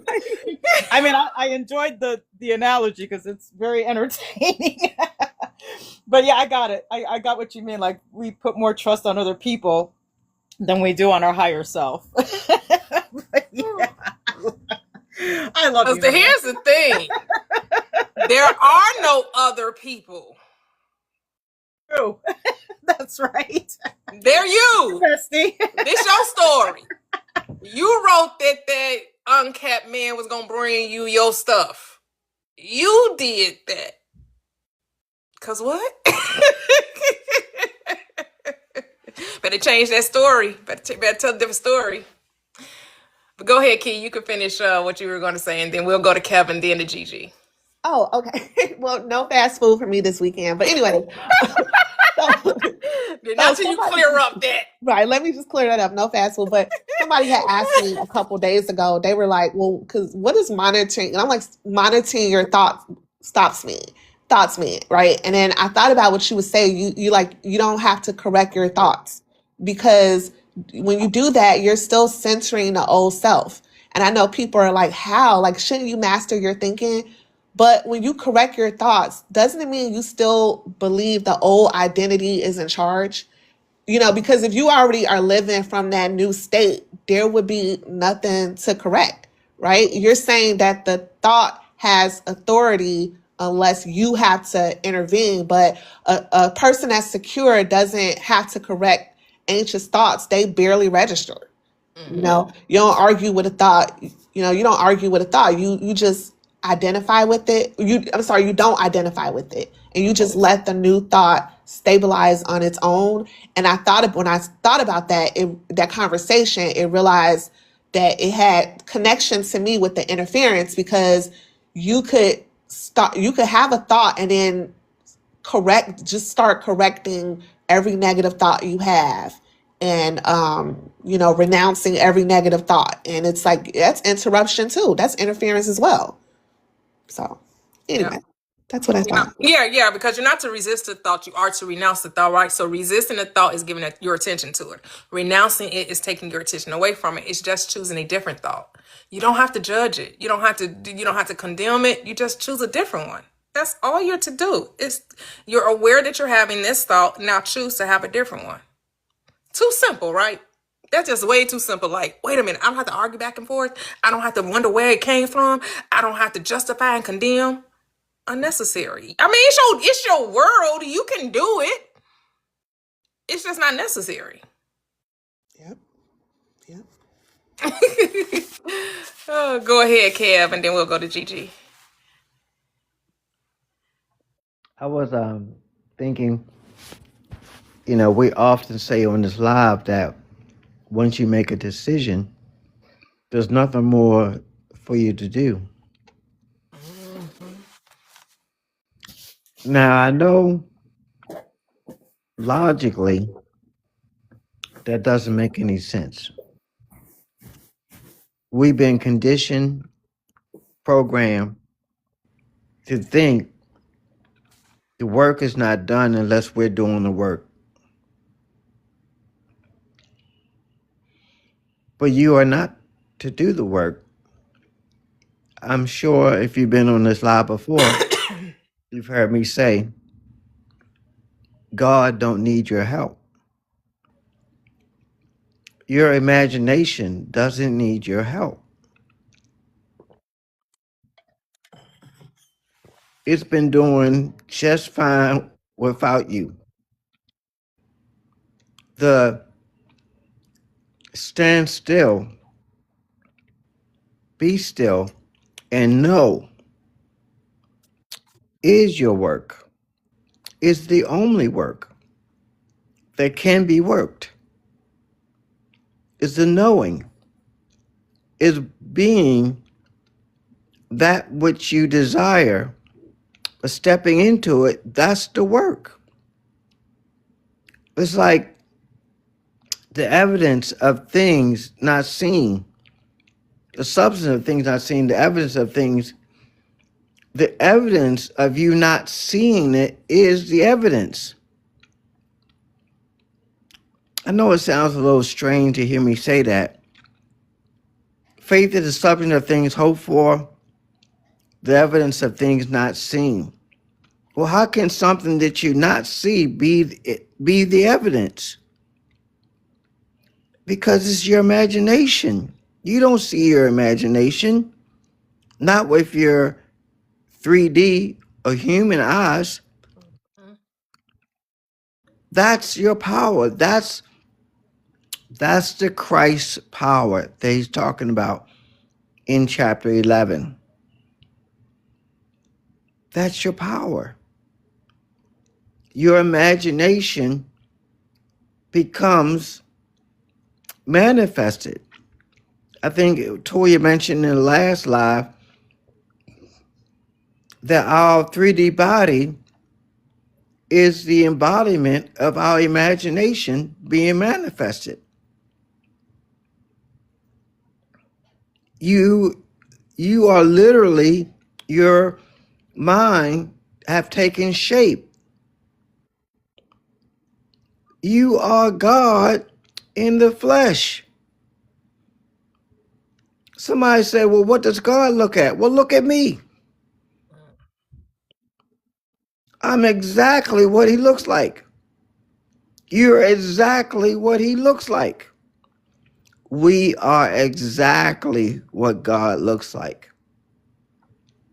We walk like him, we talk like him, we think like him, we act like him. He is us and we are him. That's why it says, let us make man in our image and in our likeness. Male and female, he created them. You're everything and everything is you. I land my plane. Thank you, thank you, thank you. Ooh, beautiful. Go ahead, Gigi. Hi. Hi. This one kind of brought out the Reverend Ike. Okay. I just have to read this. And I'll probably sound like Reverend Ike when I do it. You are free to choose the concept you will accept of yourself. Boom! You are. That phrase, when I saw that in this chapter, I don't know how my computer, my laptop did not break. Because I just have one of those, what? There it is. You are free to choose the concept you will accept of yourself. That we possess the power of intervention. We can alter our future. We can alter our present. Is what we choose. The interference. So if there's something that's going on that we don't like, all we got to do is change that story, is change that concept. I mean, he pretty much is kind of repetitive throughout the chapters, even though he gives it different titles, but he's repeating repeating the being. He's repeating the same thing over and over, and I like it because it's by faith comes by hearing. So the more we hear this, and the more that we see this, the more this is being programmed into us. And I love how he says that. He quotes Ephesians here, that now unto him that is able to do exceedingly and abundantly above all that we ask or think, according to the power that worketh within us, unto him be glory. The him that they're talking about is your imagination, and the power is your attention. understanding imagination to be him that is able to do above and beyond all you can ask. That imagination, imagine yourself to be the ideal you dream of and desire, and remain attentive to it, remain persistent with it, and it will manifest. It's like some things happen right then and there, and some things it seems like it's a concept of time. But the moment you are putting yourself in that ideal self, the more you're putting yourself into that, it's like everything else around you just disappears. It's like the more you put yourself there, you'll immediately start to see it, because you're not thinking about, like Cheryl was saying earlier, about how and about when. If your attention is on how and when, then what you're going to see is how and when. If your attention is already being that which you desire, as though it's already here, then that's what you're going to see. And it's really that simple. Like like Kev was saying, we are God. And like you just said earlier, Bestie, you said, who do you say I am? So yeah, I liked this chapter a lot. And I love that he talks about the imagination, because I think that the imagination, present party excluded, people that teach this on TikTok and whatnot, they dismiss the imagination. But really, the imagination is what you're thinking and what you're saying about yourself. And the more you stay there, the more you'll start seeing it in your reality. Like I even tested it. I just said, I happen to like the Chevy Malibu. When I went to Los Angeles as a car I rented, and it kind of looked like a piano because it was black and white and had the tinted windows, and I fell in love with that car. And I have a feeling I'm going to get that car because I just decided yesterday. Everywhere I go, I see a piano like Malibu. Everywhere I go, I see a piano like Malibu. We went to Walmart. We went to do laundry. And I swear I must have seen about 10 Malibus that looked like a piano. They were white with the tinted windows. There was one parked next to our car. There was one on the highway. There was one on the street. This was crazy. There was about 4 of them at Walmart. There were 2 parked on one side. There was another parked and another parked. And my husband even said, God, baby, do you see all these Chevy Malibus? I'm like, I'm like, yep. But I'm thinking to myself, shoot, this shit really works. Okay.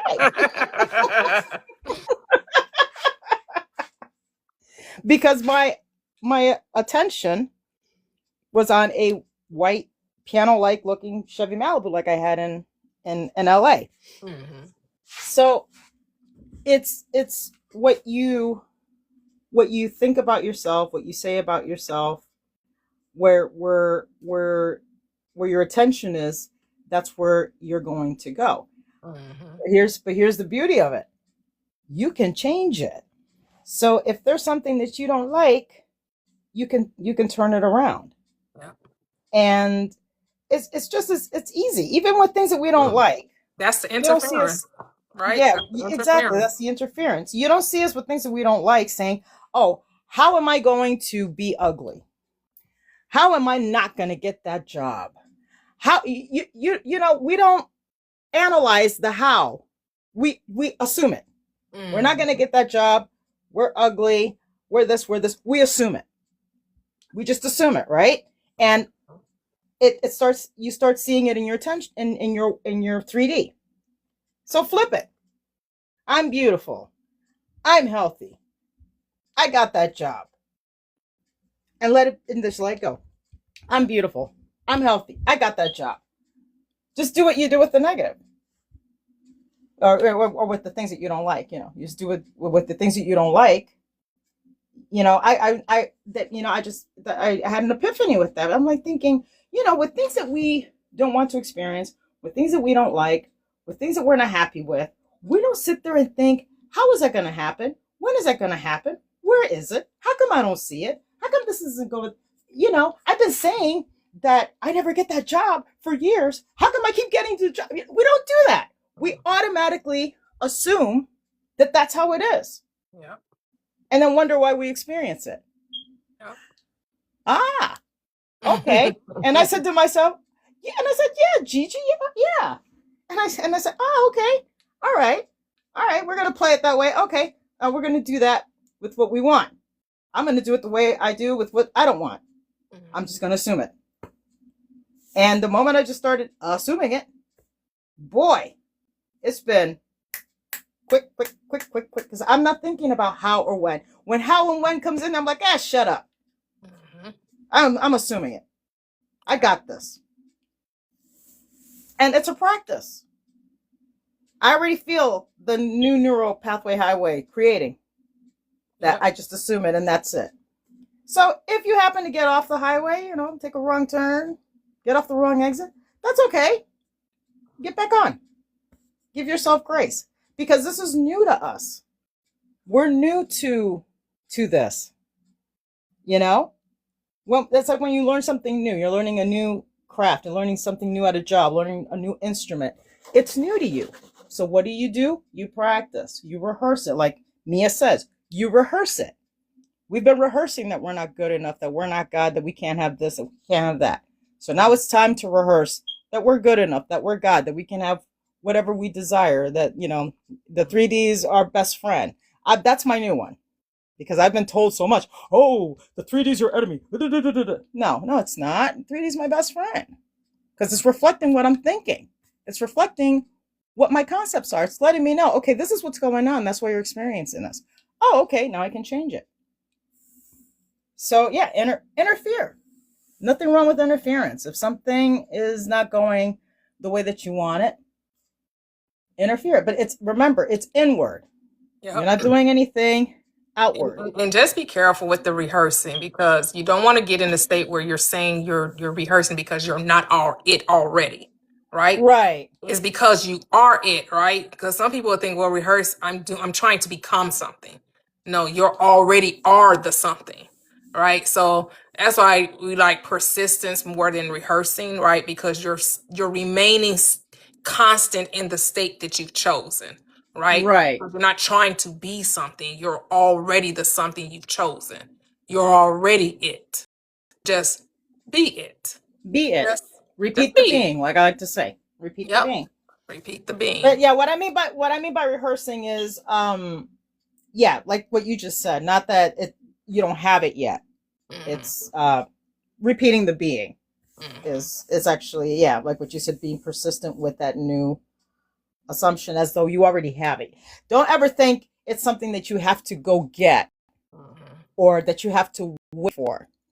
And again, if that pops up in your head, because it's popped up in mine, I'll say, no, this is who I am. This is now. I am now. I am what I say I am. And because think about it, if you're already it, what do you need to rehearse? Exactly. Right? You already have it. You're asking yourself, what does that look like? You may be asking yourself, but even then, are you asking yourself what it looks like? Because some of this stuff kind of makes you think that you don't already have it. So you got to be careful with some of the teachings that we get from our so-called those who are passing down this information. Making sure you don't trick yourself out of being the thing that you already are by thinking that you're trying to get it, or thinking that you're not trying to do anything. You're just being. Just be the Right. person. Be the person and let everything just unfold naturally. Because you are the millionaire, you're going to be unlike any other millionaire. Because how you spend your money is going to be unlike the way anyone has ever spent it. Where you choose to live, how you choose to decorate, it's going to be unlike anyone else. That's why it's almost like saying, well, all black people. Well, you know black people. When we talk about rich people, right? Well, you know black people. Well, just like black people are not a monolith, neither are rich people. Right? So it's me as a rich person. I'm going to be unlike any other rich person. Right. Because I am going to do it from how I want to do it. There are no rules to this. There is no, well, rich people think this way. Or rich people spend their money here. Or rich people live in this area. Or rich people, it's you as the rich person. You as the abundant person. You as the prosperous person. You as the affluent person. What does that look like for you? And a lot of times you say you're going to do something with the money. You get the money. You don't even do nothing you said you was going to do with it. Because sometimes it's just knowing that it was possible. Sometimes it's not even that you want the things that you think you will want having the money. It's the ability that you can just go and get it if you wanted it. It's not necessarily that you have to go in and purchase it or buy it or experience it. It's just the fact that you know within yourself you can if you wanted to. That's true. Yep. True. I mean, yeah. So, yeah, this chapter got me. It had me at hello. You are free to choose. Love it. Go ahead, Mia. Go ahead. I love what Gigi said, and what I really took from it is like that your external reality is a reflection of your internal dream.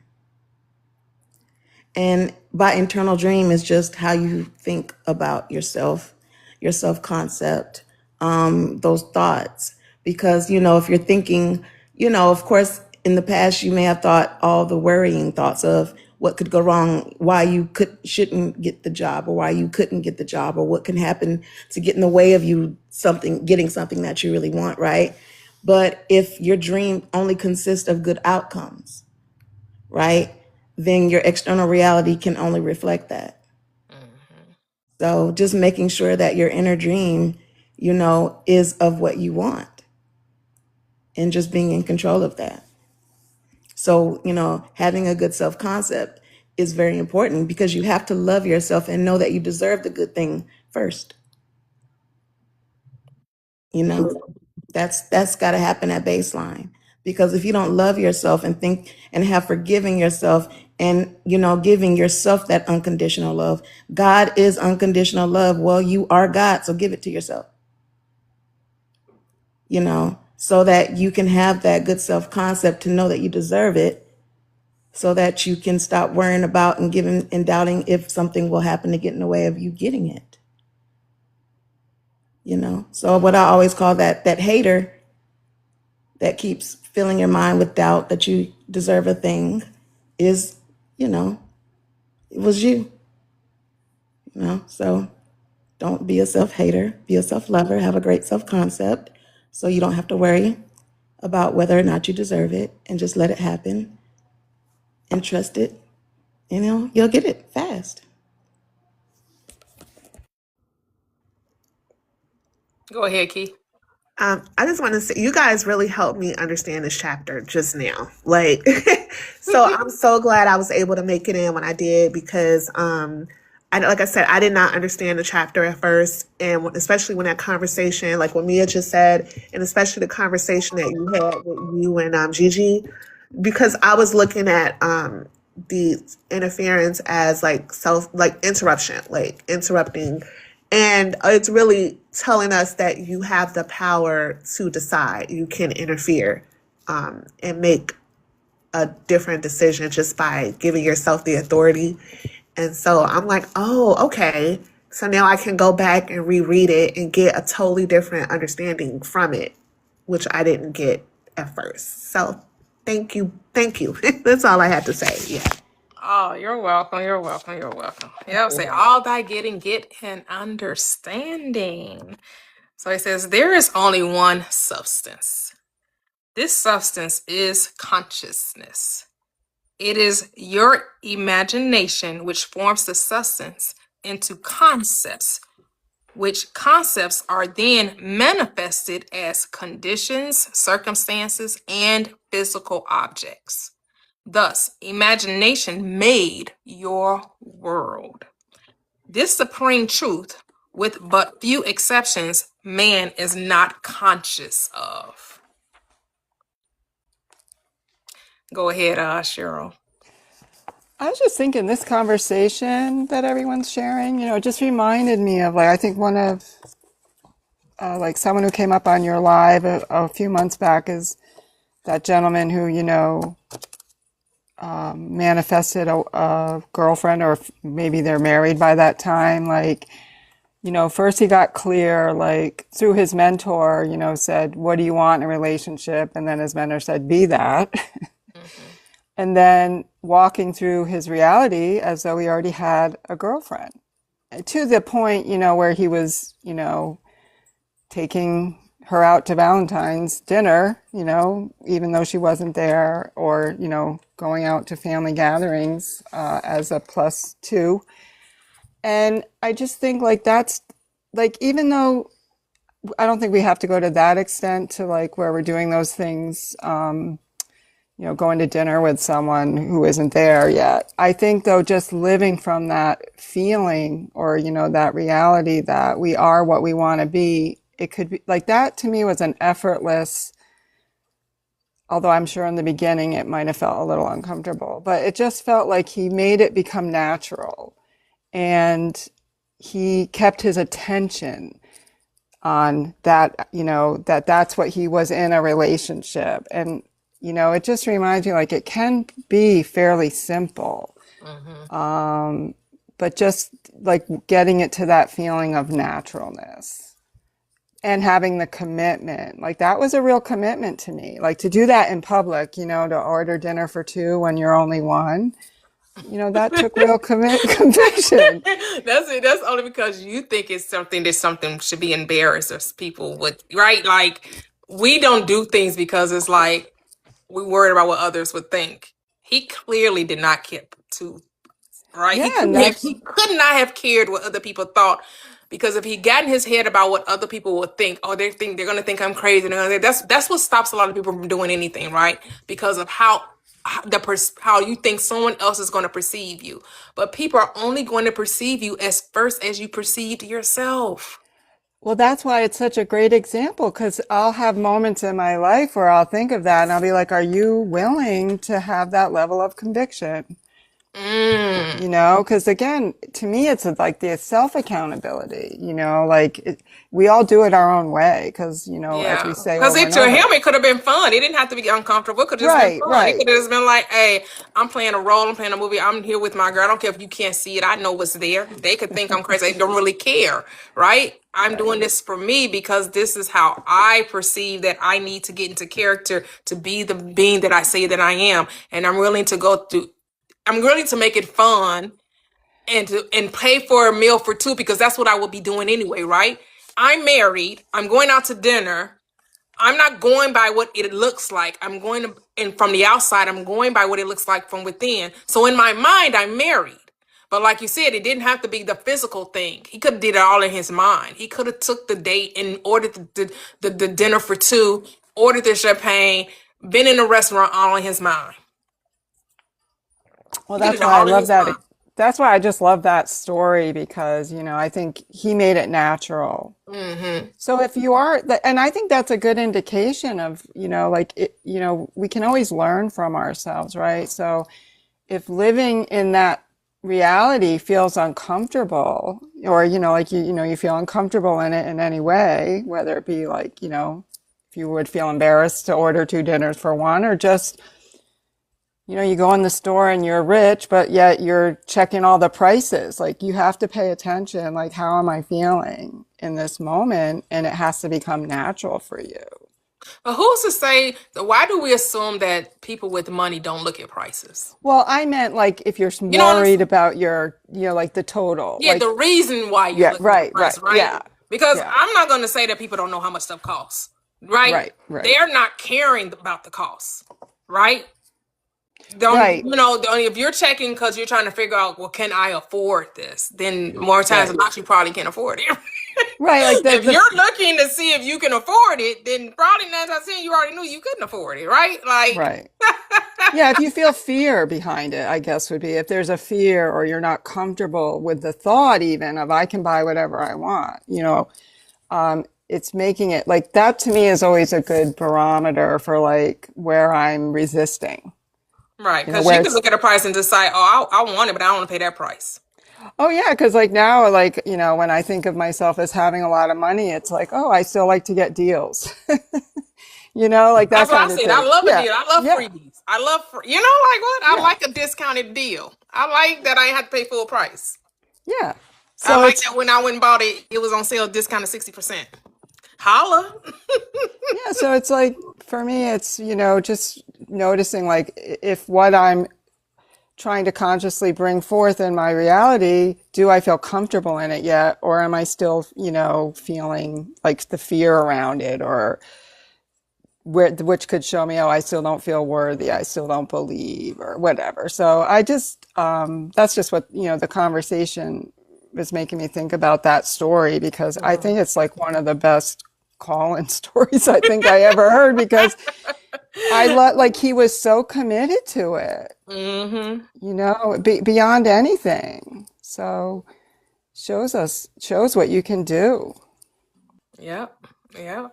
Yeah, you can have the physical, do all the physical things to make it real to you, right? Because that's what it's all about. Because people do the outer stuff, and then unless they truly believe in what they're doing, their reality still won't change, right? Because you have a lot of people doing all this stuff to lose weight, right? They do all of it, and they never get their mind wrapped around being the weight they want it to be, right?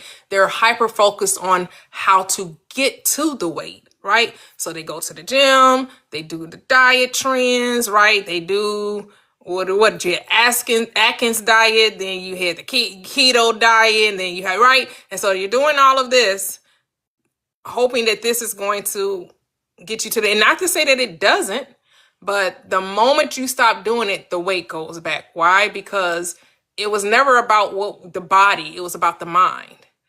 Had you got the mindset of being the person that was this weight, then the weight naturally, without you having to change anything other than your mindset, it will fall off. But we don't believe that to be true. We're told no, you got a calorie count. You can't eat this. You can only eat so many times a day. You should eat so many. You should eat so many times before you go to sleep. Right? You have all of these rules and regulations that people tell you that, and then they tell you, oh, when you get older, your metabolism slows down. You know, we have all of these reasons as to why the weight comes. But what's or the reasons why the weight won't leave? And it's all because of the story you tell. It's all because of your self-concept. It really is. Because if for your weight to fall off, you may become a gym rat. But guess what's going to happen? It's going to be so effortless. It's going to be so effortless, right? Or you may end up being the person that practices yoga or Pilates or picks up a dance class. But it's not going to be something you're forcing yourself to do. You're going to do it with ease because that's the least path of resistance for you. People think because that's how they lost the weight, now they make a book or a videotape or a YouTube channel on losing weight because I lost it this way. Everybody loses. No, that's how you lost. That's how you maintained your weight. And everybody's trying to do what someone else is doing instead of figuring out how to be. We so busy trying to figure out what to do when it's not about what to do. It's about who to be. Who do you say that I am? We do. We make so many agreements. We do. Because we always think someone else knows best, that someone else knows better. That's why it says to be singleness of mind. Have a single eye, which means keep your eyes on you. Stop looking over at lane number 2. Stop looking at the grass on the other side of the fence.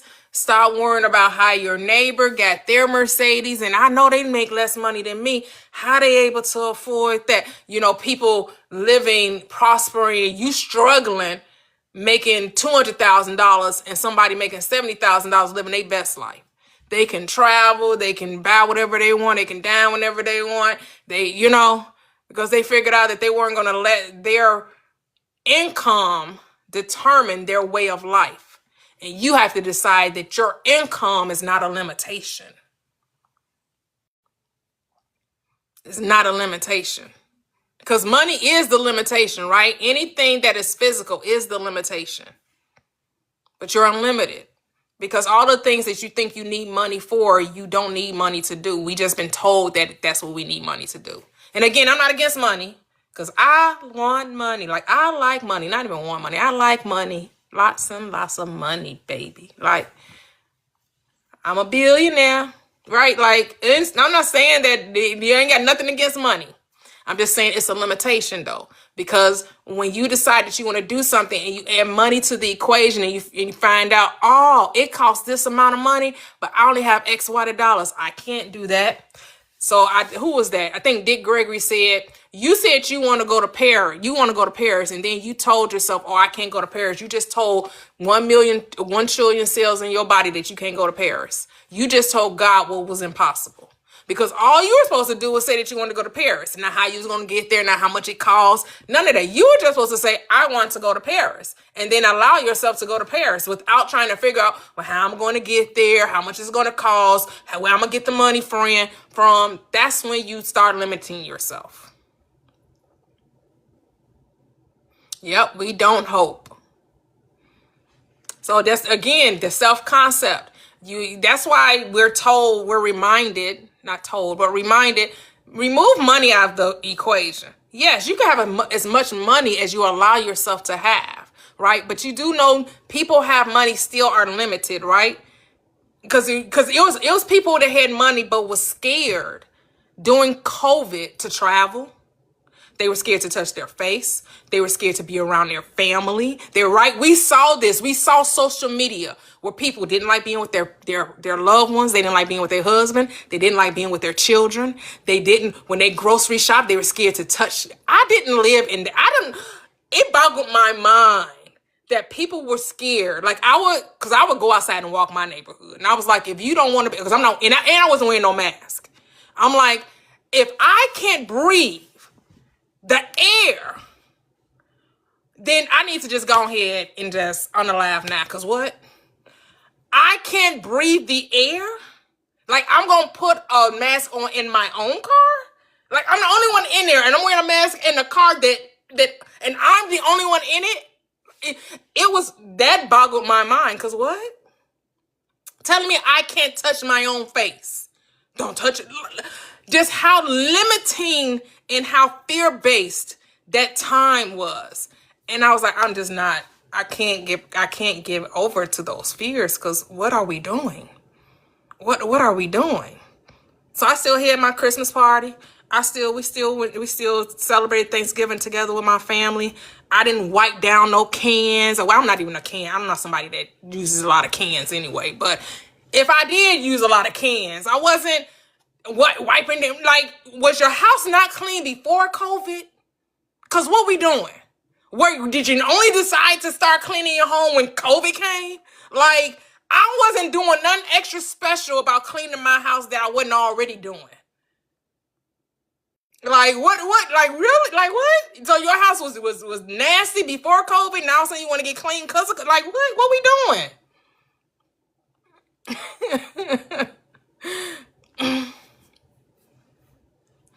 Right, but my world never changed because of it.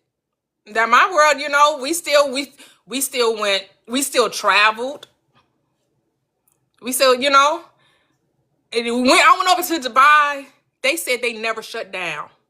The guy, the taxi driver that took us to our different sightseeing things, they never shut down in Dubai. When they said the world was shut down, their world wasn't. They didn't do anything America did. None of it. Didn't do nothing. They continued to live life as they lived it. It shows you that. So when we hear the story 10, 20 years from now, when people start writing their books, start telling about, oh, you remember 2020? When they start talking about 2020, you're going to be like, that was not my reality. What story are they telling? Now and that may have been their lived experience, right? People lost loved ones, people lost jobs, people lost money, people health, you know, so I'm not saying that these things didn't happen, but to understand that just because it happened to them doesn't mean it happens to that makes it a law, or that makes it like that was it across the board. No. Everybody was having their own different experience. Why? Because nobody perceives reality the same. And some people just did not allow the media or the news to dictate how they were going to experience this world. And that's the choice we got, right? So I said before, you good and evil, life and death. Choose life. People were choosing death. Oh my God, I can't be around my family. Oh my goodness, I gotta shut in. Oh my goodness, I can't go outside unless I got a mask on. Oh, I can't, unless I go to the store, I gotta have this on. I can't, you know, like people like were really full of anxiety, depressed, and just all kind of, their senses were heightened, right? And it's like, that's what fear does. That was torment. People were tormenting themselves. I know a couple of people in my family, they had to snap themselves out of it. They were letting that situation overtake them. And they were, and what's interesting, these be the religious folks. They love Jesus so much, but they don't trust him enough to, you know, keep them safe from, you know, what's going on in the world, which that also, right? You got churches closing down. Like, really? I thought y'all, where's the faith? Because their faith was in who? Not in God. Their faith was in their government. The government said, this is how we should live. The government says this is how we should do things. The government says, the medical field says, they said, this is how, this is what, this is when. And they kindly obliged. And you'd be like, come on now.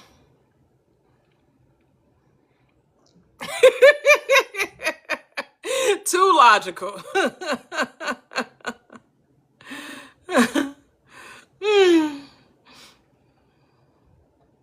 Yep.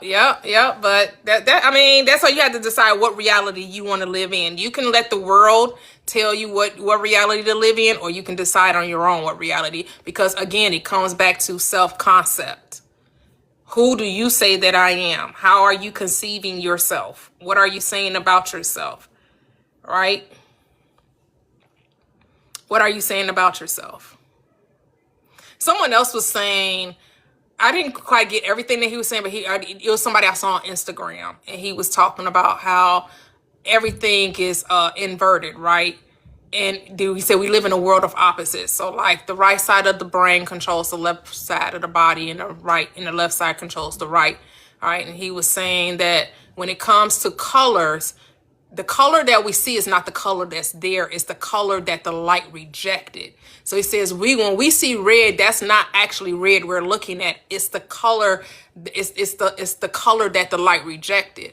He was like, when you want to solve a problem or whatever, you should probably say you should do the opposite thing that you think you should do, right? And so that got me to think. I was like, yeah, that's how it was when I started on my awakening journey.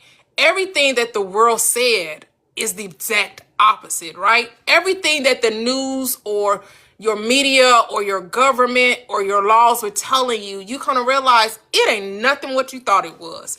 Everything that they said was the exact opposite of what they told you. And that's when your eyes, and then that's when you kind of get mad. You like, damn, they lied to us. They've been lying to us the whole time.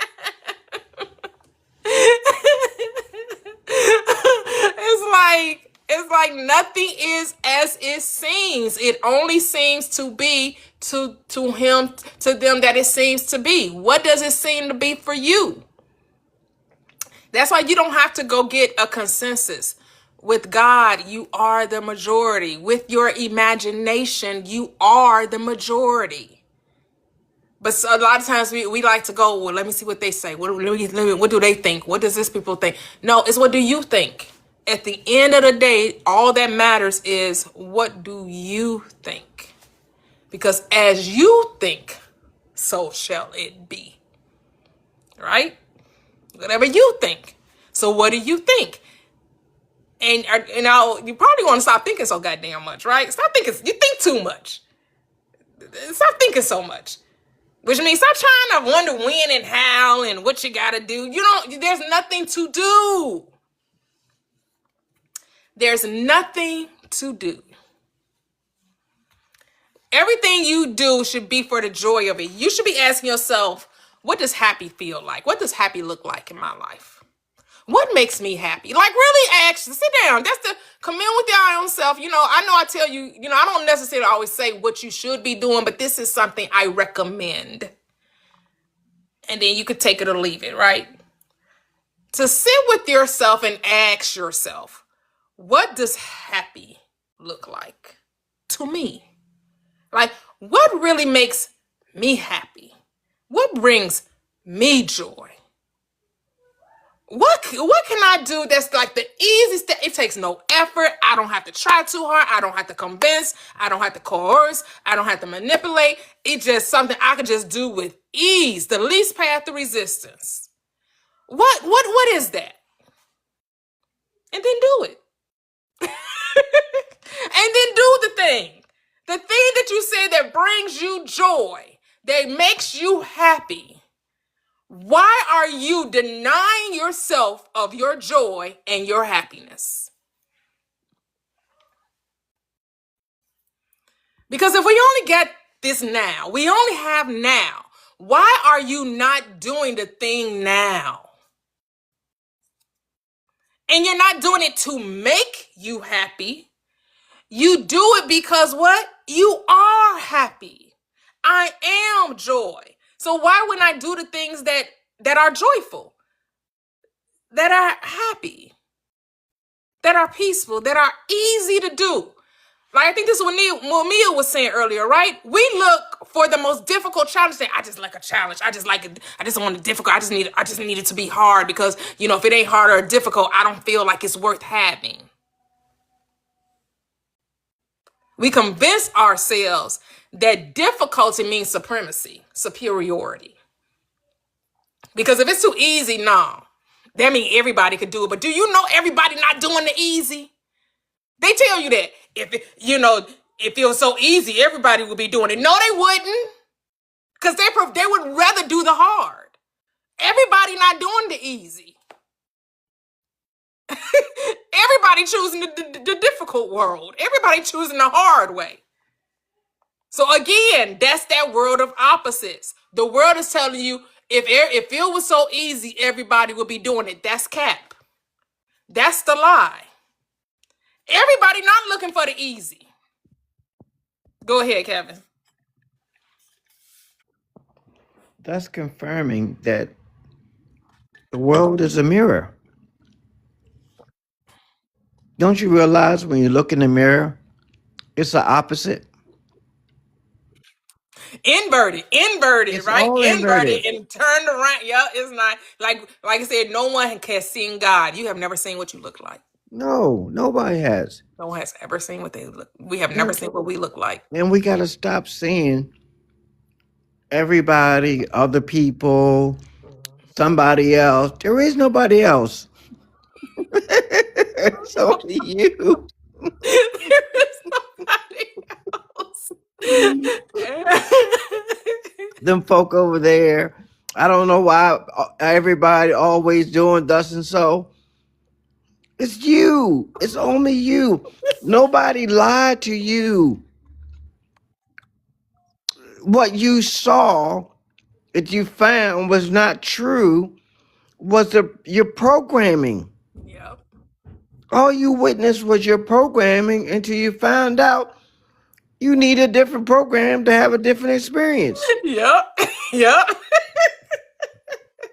Yep. That's all it was. Yep. Yeah, God, we like to say they. I'll be guilty of it, but I know it's no they, right? Yeah. I know Sometimes you when I know. talk, I say they, but I'm saying you realize you were living a world of inside out, right? Right. Basically living outside in. You were not living inside out, which is how you were intended to live. Correct. Correct. If if you decide one day that you don't want a 9 to 5, that you just want to sit home or sit wherever you want to sit on the planet and let money come to you, you can do that. If you want to say, I can do it, but it's going to be hard, okay, you can do that too. Or you can say, it's easy. Everything is easy. I saw the video where the lady said, everything is always working for my good. And I've been saying that for decades. I don't care what happens, how it happens, when it happens. It's always working for my good. And my kids go, like my dad says, it's always working for my good. They adopted that. And it does. Because we are our thoughts.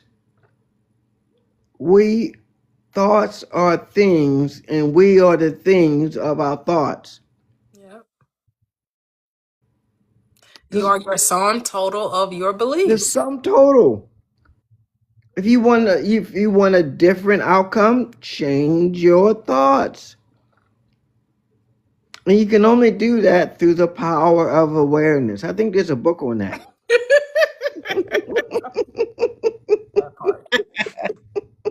It's the giggle for me. I love it. I love it. It goes like it's like sneaky. But yes, I absolutely adore the growth that I'm seeing every one of you guys.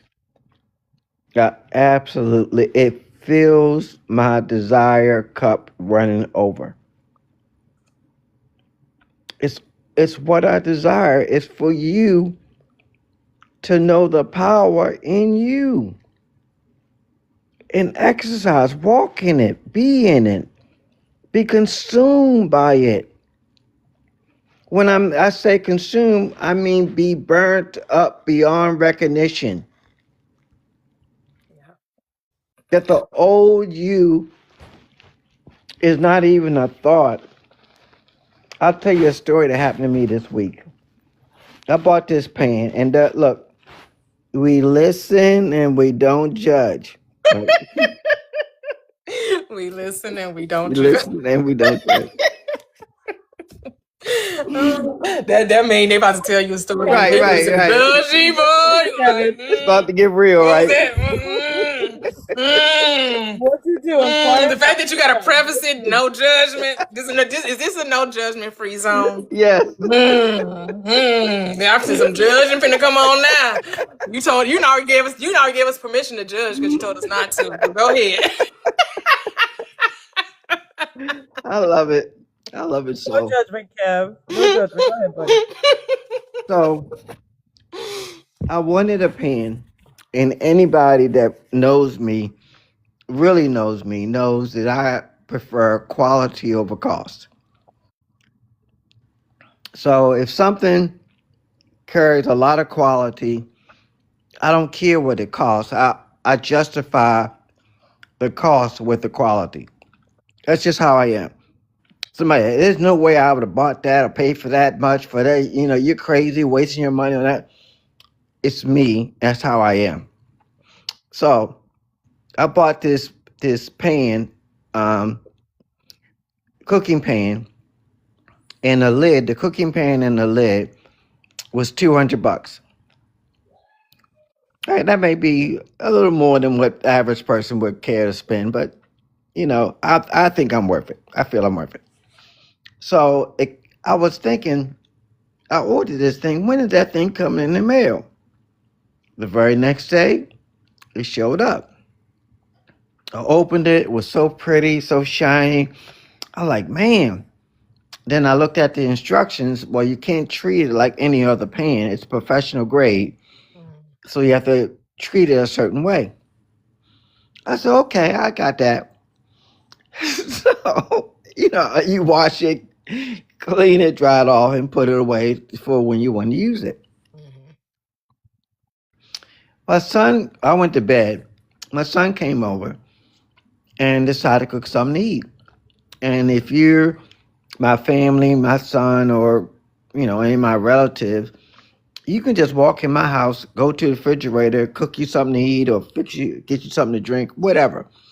Or I want to go lay down in the spare bedroom. You just go lay down. You don't have to ask me to do anything. You're family, right? So the next morning I get up and the brand new pan is burnt beyond recognition and sitting in the kitchen sink. Oh, wow.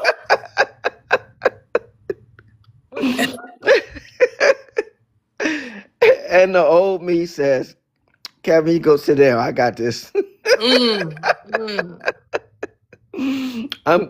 gonna crash out. Like, what the hell? That's not my good pen. I just spent $200 on this. And I haven't and the logic kept, look, you haven't had this pen for a week yet. Look at this. Well, at least the person tried to clean it because there's common cleanser all over the sink. Oh, wow. And it didn't do nothing. It was like, Kevin, you might as well throw that pen in the trash can. And I'm telling you guys, I was ready to crash out. But you know what? You've been around them young folks, crash. Right. I got younger kids, and that's what they say. So I did what chapter 11 said. Interference. I interfered and say, no, you old Kevin, you go sit down somewhere. I'm the one in charge. And I said, well, Kevin, what do you want out of this situation? Well, I want this thing to get out of this pan, and I want the pan to look brand new. I said, so what can I do to do it? And now, as of yesterday, the pan looks brand spanking new, like nothing's ever happened to it. Yes. So, like he said, what did he cook? That was irrelevant. Y'all, inquiring minds want to know, what the heck did he cook? That messed up a $200 pen. What he fixed was irrelevant because I wanted to kill him, whatever it was. But the point of the whole story is,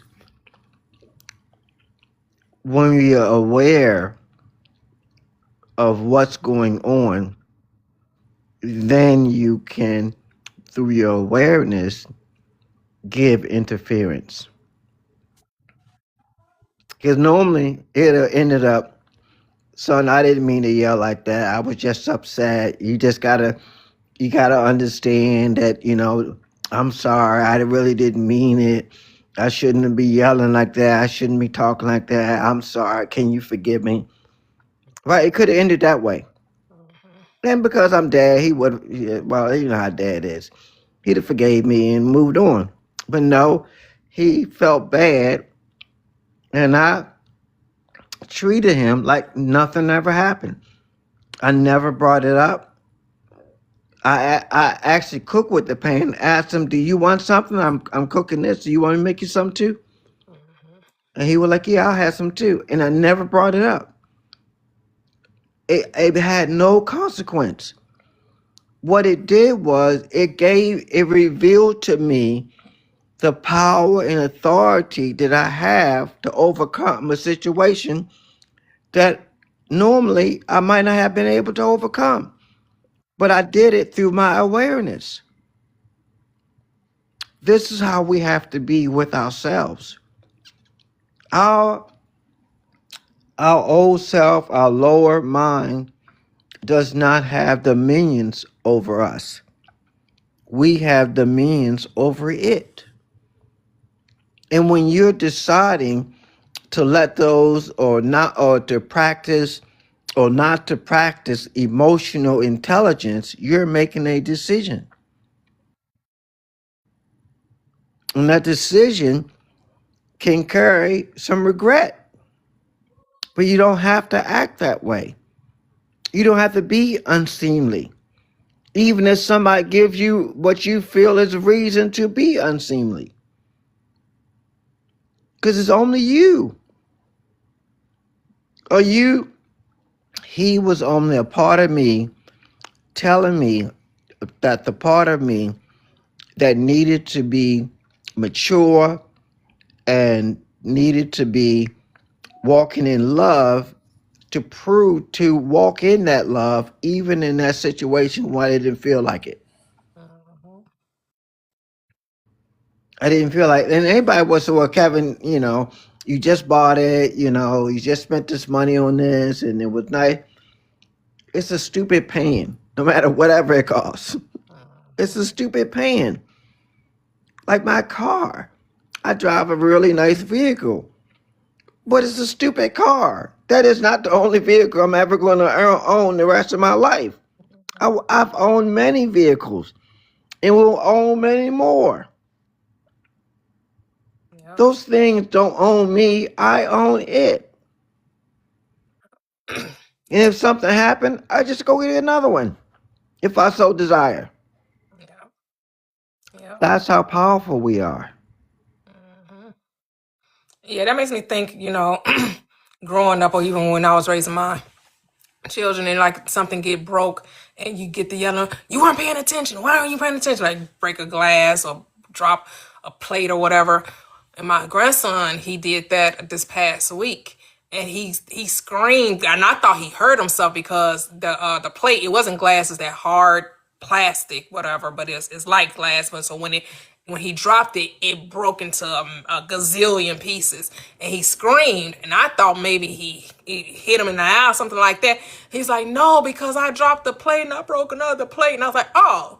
Dude, I got plenty of plates. You see them plates on, because I set my table. So you see all those plates right there? I got this color plate. I got that color plate. It's other more plates like this, to help him realize. But I know the older version of me would have been that, especially if I was the mother, being instead of the grandmother being the mother, and my child had broke like 2 or 3 plates.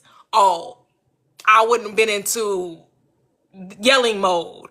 What you doing? You just keep licking all my plates. How dare you? You need to pay attention. Yo, I'm just gonna give you plastic. Right? I know that the old version of me would have been perceiving reality from that perspective. Right. Now it's, oh baby, don't worry about it. Grandma got plenty of plates. As long as I'm just glad you didn't hurt yourself. It's okay. I'm like, had to calm him down and settle him down because he was like, that's the second plate he's broke, and you know what I'm saying? It's just like, man, like I said, the growth is real because I remember. It is real. I mean, and it would have nothing to do with how much something costs, right? It would have nothing to do. It would just be like, well, it's always this reprimanding for accidents because that's how I was raised. right. That if something was an egg, like it's because if you were paying attention, if you weren't in a rush, it's like you're blaming the child for an accident. When we know it's no accidents, right? Right. There are no accidents, but that's how we perceive reality, right? Like, like the child don't already feel bad enough because it's not like they were trying, right? They weren't consciously trying to break or drop the thing. But it's like that whole correcting with, anger in abusive language because that's how you were brought up. So then you pass it out to your children. It's just like, oh, come in. Well, it's just like about a month ago, my youngest son was driving my SUV, and he took it to get an oil change. And when he drove it away, it threw a rod. And the reason it threw a rod because there was no oil in the engine, and the whole engine was gone. So now he's feeling awful because he's driving my vehicle and the engine went up, and he feels responsible. He thinks his dad's going to just totally freak out, and he's feeling terrible. I'm like, son, it's a car. You know, next time, I don't know who fault it was, but next time, take it to where I take it to get an oil change. That way, if something happens that somebody claimed that they put oil in and there wasn't any oil in, they're liable. Now, I can either buy another car, which I'm eventually going to do when I'm ready to do that, but I just dropped another engine in that car and kept it going. Things aren't really a big deal unless you make it one. Yep. I wanted to add something that I was thinking about that last chapter about creation and just people not realizing that they are the cause. And, once you know that you're the cause, it should change your whole idea of everything. And, we kind of grew up in a world of, because I said so, right? But the way that the world taught us because I said so was from someone from the outside of authority above us saying it, right? From the outside, meaning that we only get things if someone else says we can have it. Yep. Right? When because I said so, you're the cause.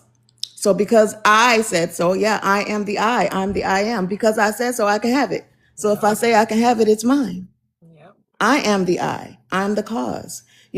Nothing outside of me decides whether or not I can have a thing. Yep. So once you realize that you are the cause, you can know that it's mine already. I don't need to, worry about the how and make things happen or do anything. I just need to know that I'm just why it happens. So, yeah, I just think that's important to that's what I got out of that chapter. Yeah, yeah. It's because I believe it's a scripture. I think it's in Isaiah. Say, if I were hungry, I wouldn't tell you. Right? Like we keep thinking we need permission, right? But God doesn't need permission. God just simply does a thing because it can, and for no other reason. Because I can is why I do it. Like when I first started on my remembering that I am God, I tried to find a reason for being here, right? Justifying existence. Well, God wanted to forget that it was God to experience being human and all. And I was like, and that sounds flimsy because God wanted to experience hurt and a bit like that makes that like what? No. God became human just because he could. It didn't need a justification. It didn't need a reason. All because it decided. And that's it. It doesn't need any more explanation.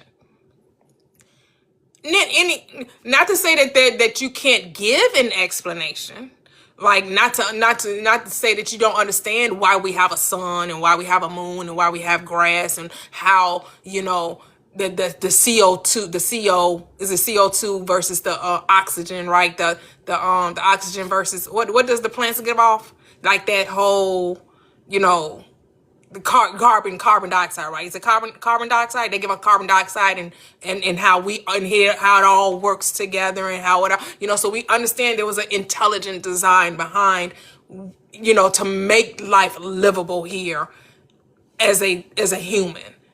But the reason is because it could, because it chose to, and whatever went along with that choice.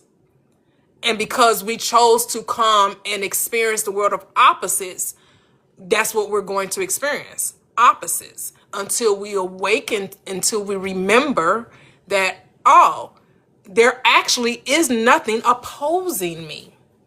There's nothing opposite me. Everything is me. It's just like, yeah, when we can get away from trying to justify our choices, our actions, life will become more simpler too. You're doing it because you can, and that's the only reason you need, because I choose to. Hey, Latoxic. How are you? How you doing, friend? Oh, good early afternoon. How are you doing? Great. Thank you.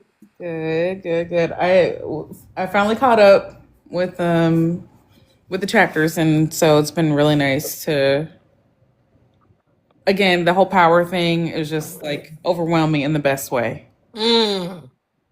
Just being able to have control over what you experience or what I experience is just overwhelming, and just the best way. That means I can choose whatever it is I want. And I just wanted to briefly talk about what you were saying about purpose.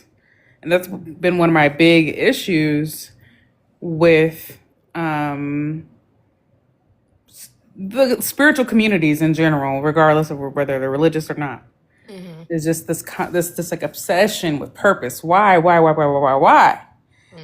And I think people are like we've talked about before, I think people are just wanting to look for, why do bad things happen to good people? And I understand that. But I think this whole concept of just like, it is because I want it that way is just good enough. Like, that's just a good enough reason. And does that mean bad things happen, or things that we perceive as bad happen? Yes.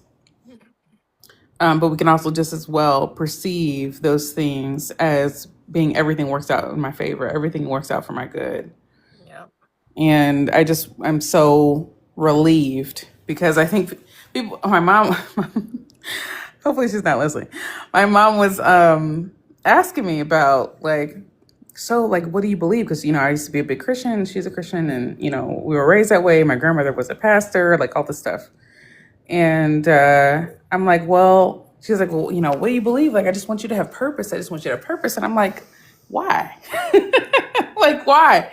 Like, at the end of the day, like, I don't need a reason to want to get up and eat and live and sleep and, have fun. Like, I don't need a reason for any of that.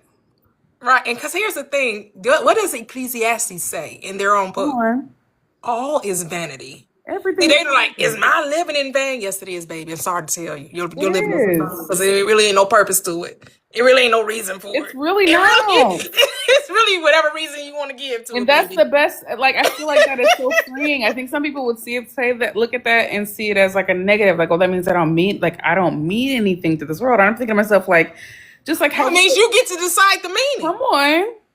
You get to decide the meaning. Exactly. Like, somebody else defining you, telling you, because religion tells you what your purpose is: to serve God and hope to go to be with Him forever in paradise.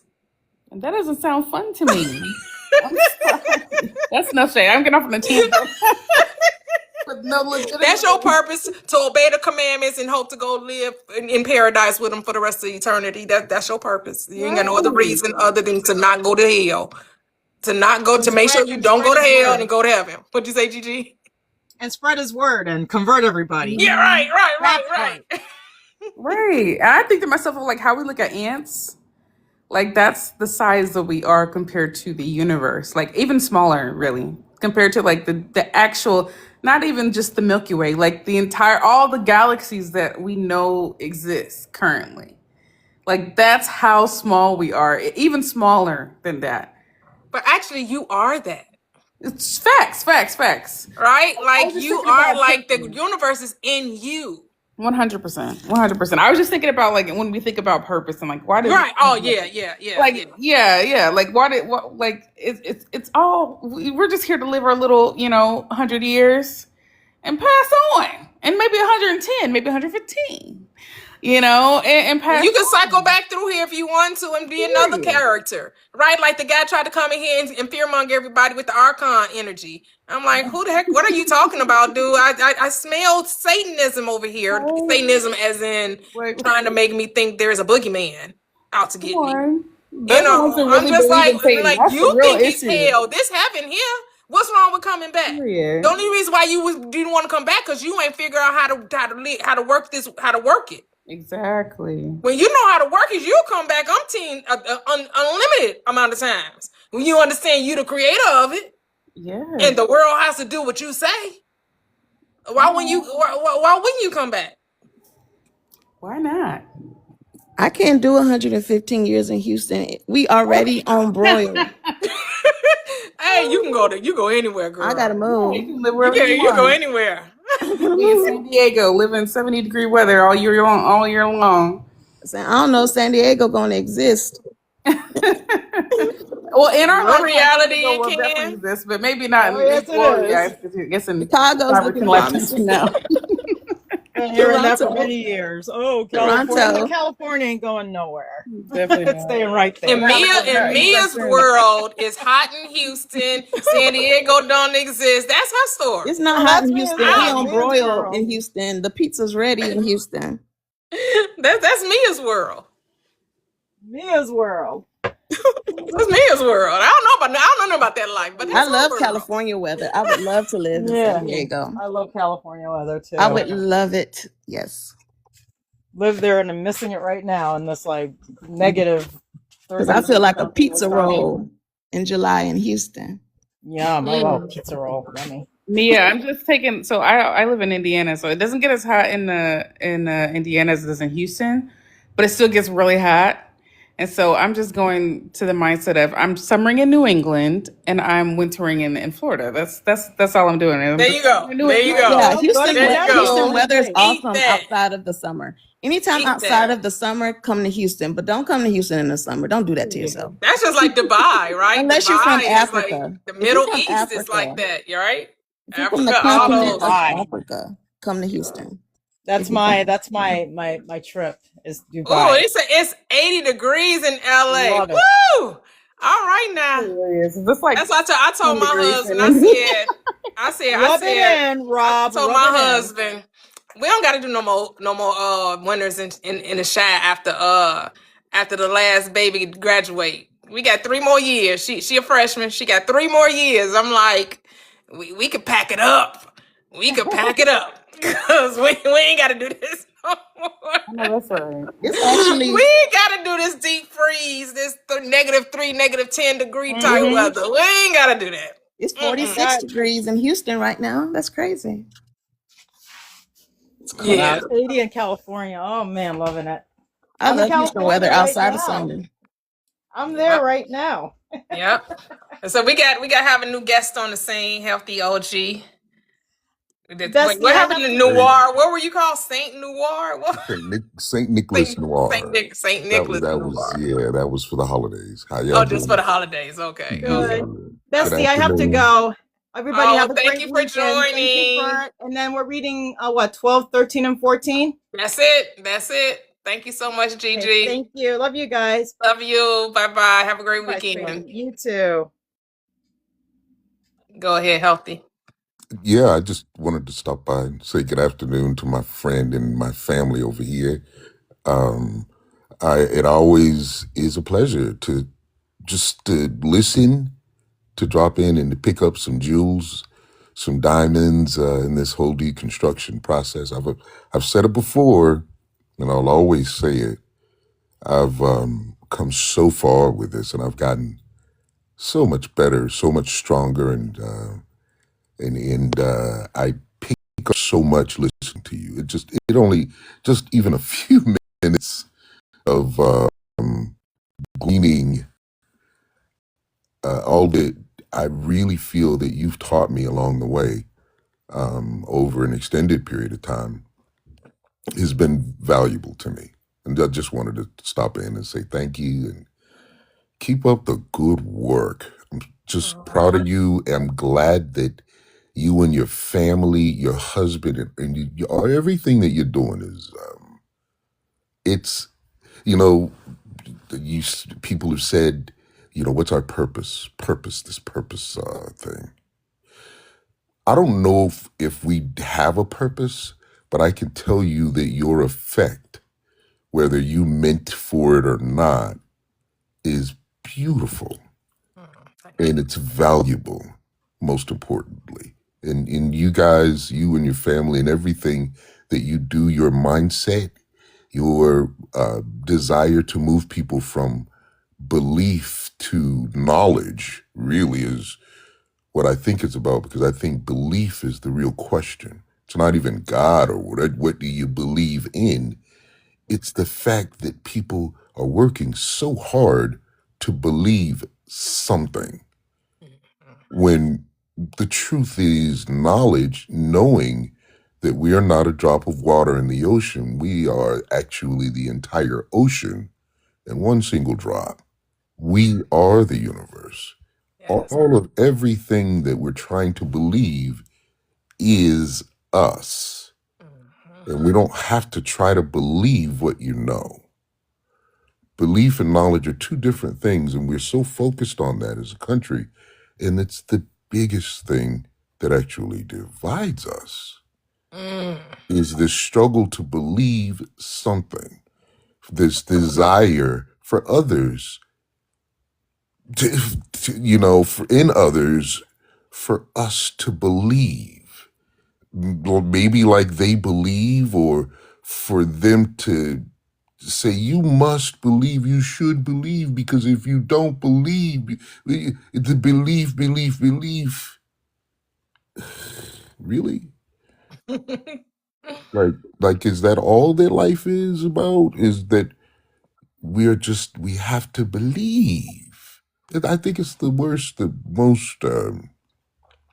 deceptive concept ever bestowed upon mankind.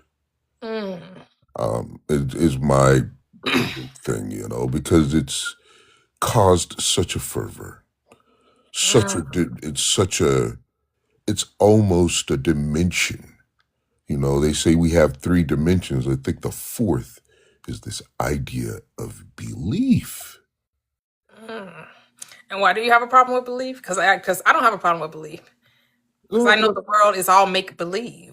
Here's the thing: believe is what this world that you live in is based on.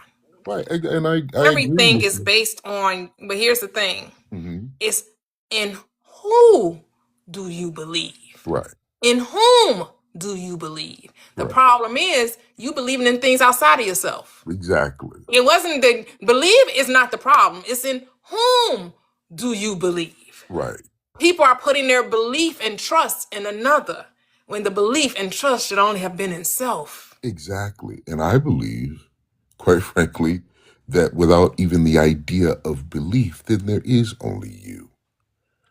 There is only you in the first place. There was only you, whether you believed it or not. That's all that it will be. You said it. Yeah, because a lot of times when we use the word believe, we're using it as a guessing game.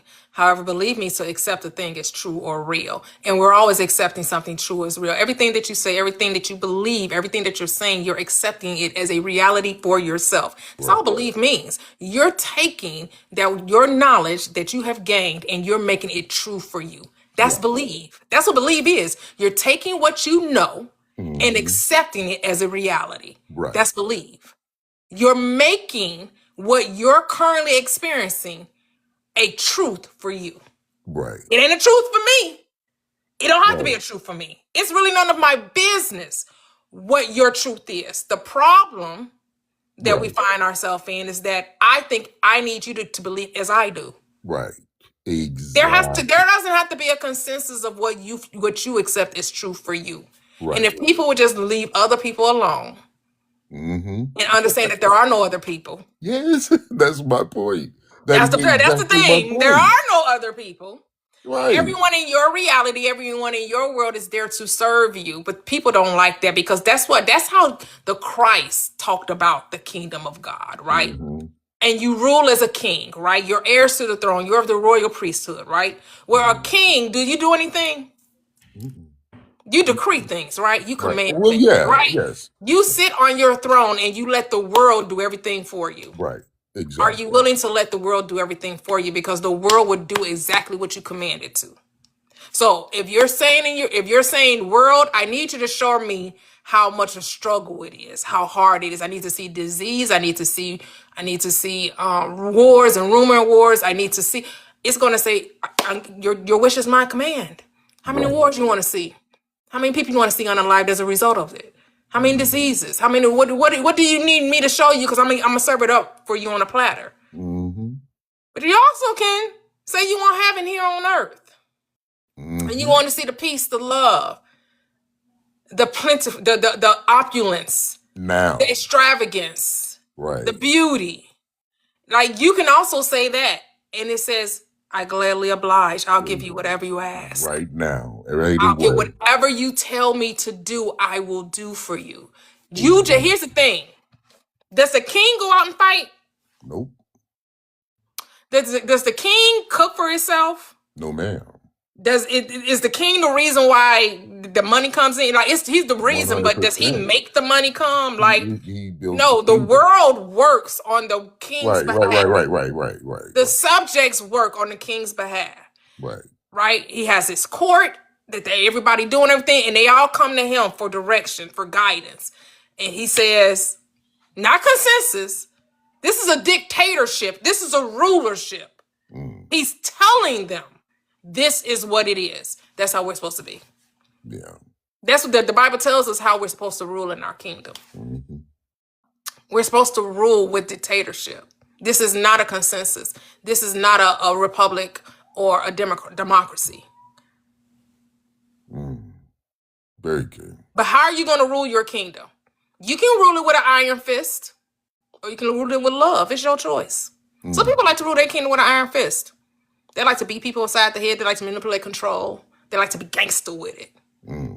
But a king know all I gotta do is say it, and it must be. I don't gotta coerce anyone, manipulate nothing. All I gotta do is speak the word, and it shall be. But it's your kingdom. You get to rule it however you choose. How you gonna rule your kingdom? Oh my God. Yeah, good stuff. I had a conversation with a guy last week that it just seemed that the frequency, the energy that he existed on was the idea in his mind that he needed to consistently be in a way of defending himself from someone attacking him. Like his mindset, his belief just existed in that, he would have to wake up in the morning and practically, wake up in the fighting position with his hands balled up, waiting to see who's going to attack him. And he didn't even realize it. That's his whole belief was that. And then very intellectually minded, smart, very well-spoken person with several businesses and life very well appointed, but continually trapped in this miserable existence of I must defend myself very eloquently from attack, not realizing that that existence itself must be quite exhausting and miserable because of his very own belief and not even being able to see it. It's his belief and you're right, definitely his belief in what he chooses to believe in, because how could But you can choose not to see him that way. help me You here. always have a choice. See, We always this have a is where choice of this is what where we're you going to teach me. perceive. Right? We always have a choice of how we're going to perceive the other. Because there is no other. So the very thing you don't like in him is really your own consciousness, because you only see your own consciousness. So whatever you're saying about this gentleman, you're creating, because you're the only one thinking it. So you're creating. You could think differently about him, and then you wouldn't see it.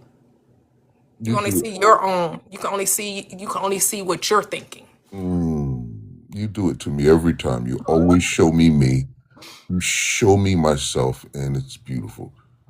Wow. Everyone literally is a mirror. I know sometimes we don't like the mirror, and we try to blame the mirror for the reflection. Can you blame the mirror for the reflection? No, it's just me. Fix the But cat in sometimes, the mirror. I mean, you're not the only one guilty of it. We all guilty of it at a time when we try to look right. As Kevin says, my love for you has nothing to do with what you do. My love for you has everything to do with who I am, not who you are. 100%. Right? Because you are only me pushed out. You're only my mirror. You're only showing me my beliefs. And so here's the thing, Healthy OG, you have beliefs that say these are people that are struggling with themselves. There are people who are fighting themselves. And so your world says you're exactly right. Let me show you this gentleman right here. He's doing that exact thing. And you're like, see, Mm-hmm. I knew it. I knew people were struggling. I knew people were fighting themselves. You're right. You knew it. You were the first one to blew it. You thought it. Mm. You accepted it. And the world had to reflect it back to you. Had to show you Wow. how right you are. Mm. Perfect. Because see, when people come in my live and start telling me about the woes of the world, I don't know that world. I don't know what you're talking about. I don't know anyone personally experiencing the things you're telling me. Mm-hmm. And I'm not gonna say it's not happening, but in my world, it's not happening. Like, I don't know that. I You're don't know what's right. happening in Gaza. I don't know what's happening in, I don't know. I don't even know what's happening in the United States. I don't know what's happening in Hawaii. I don't know what's happening in California. I have no idea what's happening 2 blocks down the street from me. Mm-hmm. I have no idea. I don't know what's happening in the next door neighbor's house. I have absolutely no idea. All I know is my house.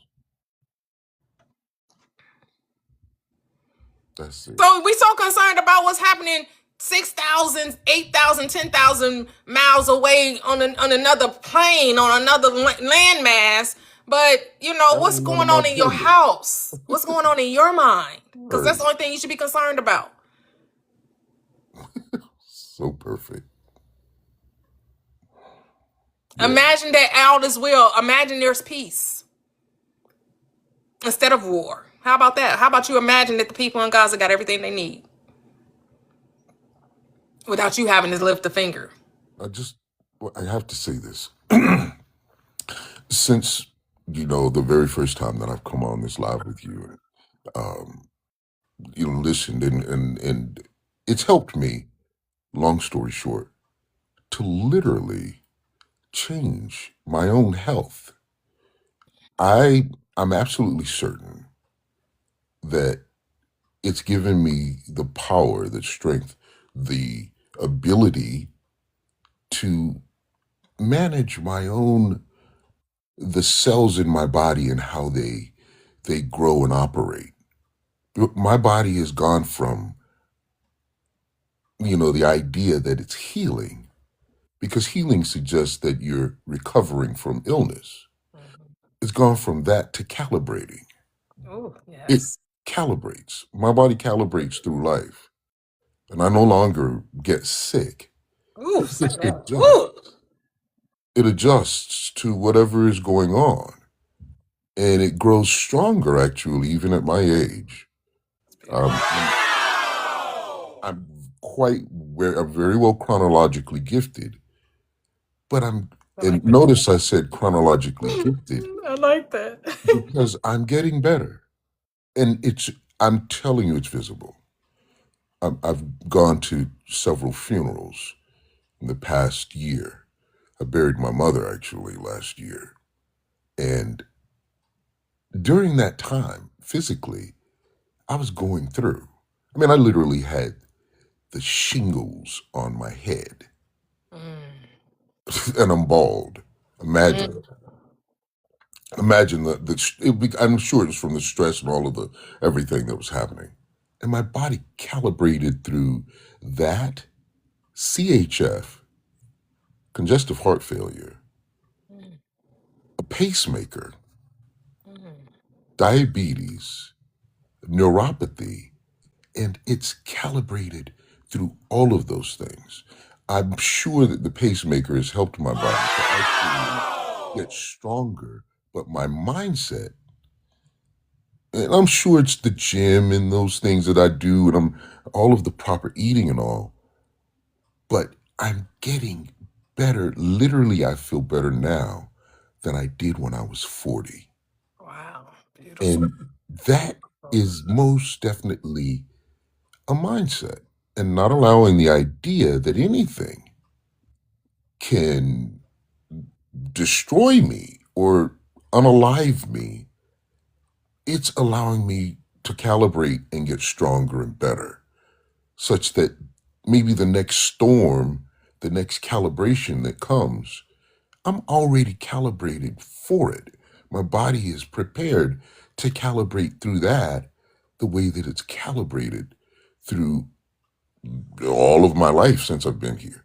That mindset is far more powerful than the idea that there's this entity out in the sky that's that's the cavalry actually that's going to come and save me when my body is ill and it's created in a way that it's sinful and awful and shouldn't exist anyway because the creation made me that way, and he's going to unalive his son, which is him, to actually heal the stuff that's supposedly still there even after his son was unalived. And so long as I believe the cavalry will come one day, it hasn't come for 300 to 400 years for anybody that I know outside of maybe he did get a couple of good parking spaces for me.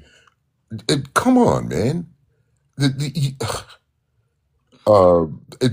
I feel far more capable of managing those calibrations and everything in my life, my businesses, my children, my relationships with my grandchildren, all of that has been strengthened through you, and I just want to thank you. I got to get out of here, but I love stopping through and and um and communing with you, breaking verbal bread and chopping it up with, and you're just so beautiful. Oh, Love you thank and your family. Oh, I thank love you. You're my family. Now, y'all don't know it. You tell your husband, your kids, y'all my family you. too. All right now. So All right now. you'll let them know, all right? And Definitely. that's what I believe. I believe that healthy OG has a family over there, Yeah. and many families all around, We full of are love. Yeah. family. Hey, hey, Hey, come hey. on now. I Yes. got all my people in me. Yes. Love Yeah. you, baby. Y'all Love be you too. good. Thank Talk you. to Thank y'all you. again soon.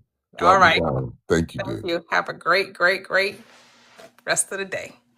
Rest of life. Yeah, thank you. Drop me down. You can You're drop me. welcome. So we have Prophetess Freedom. Hello, how are you?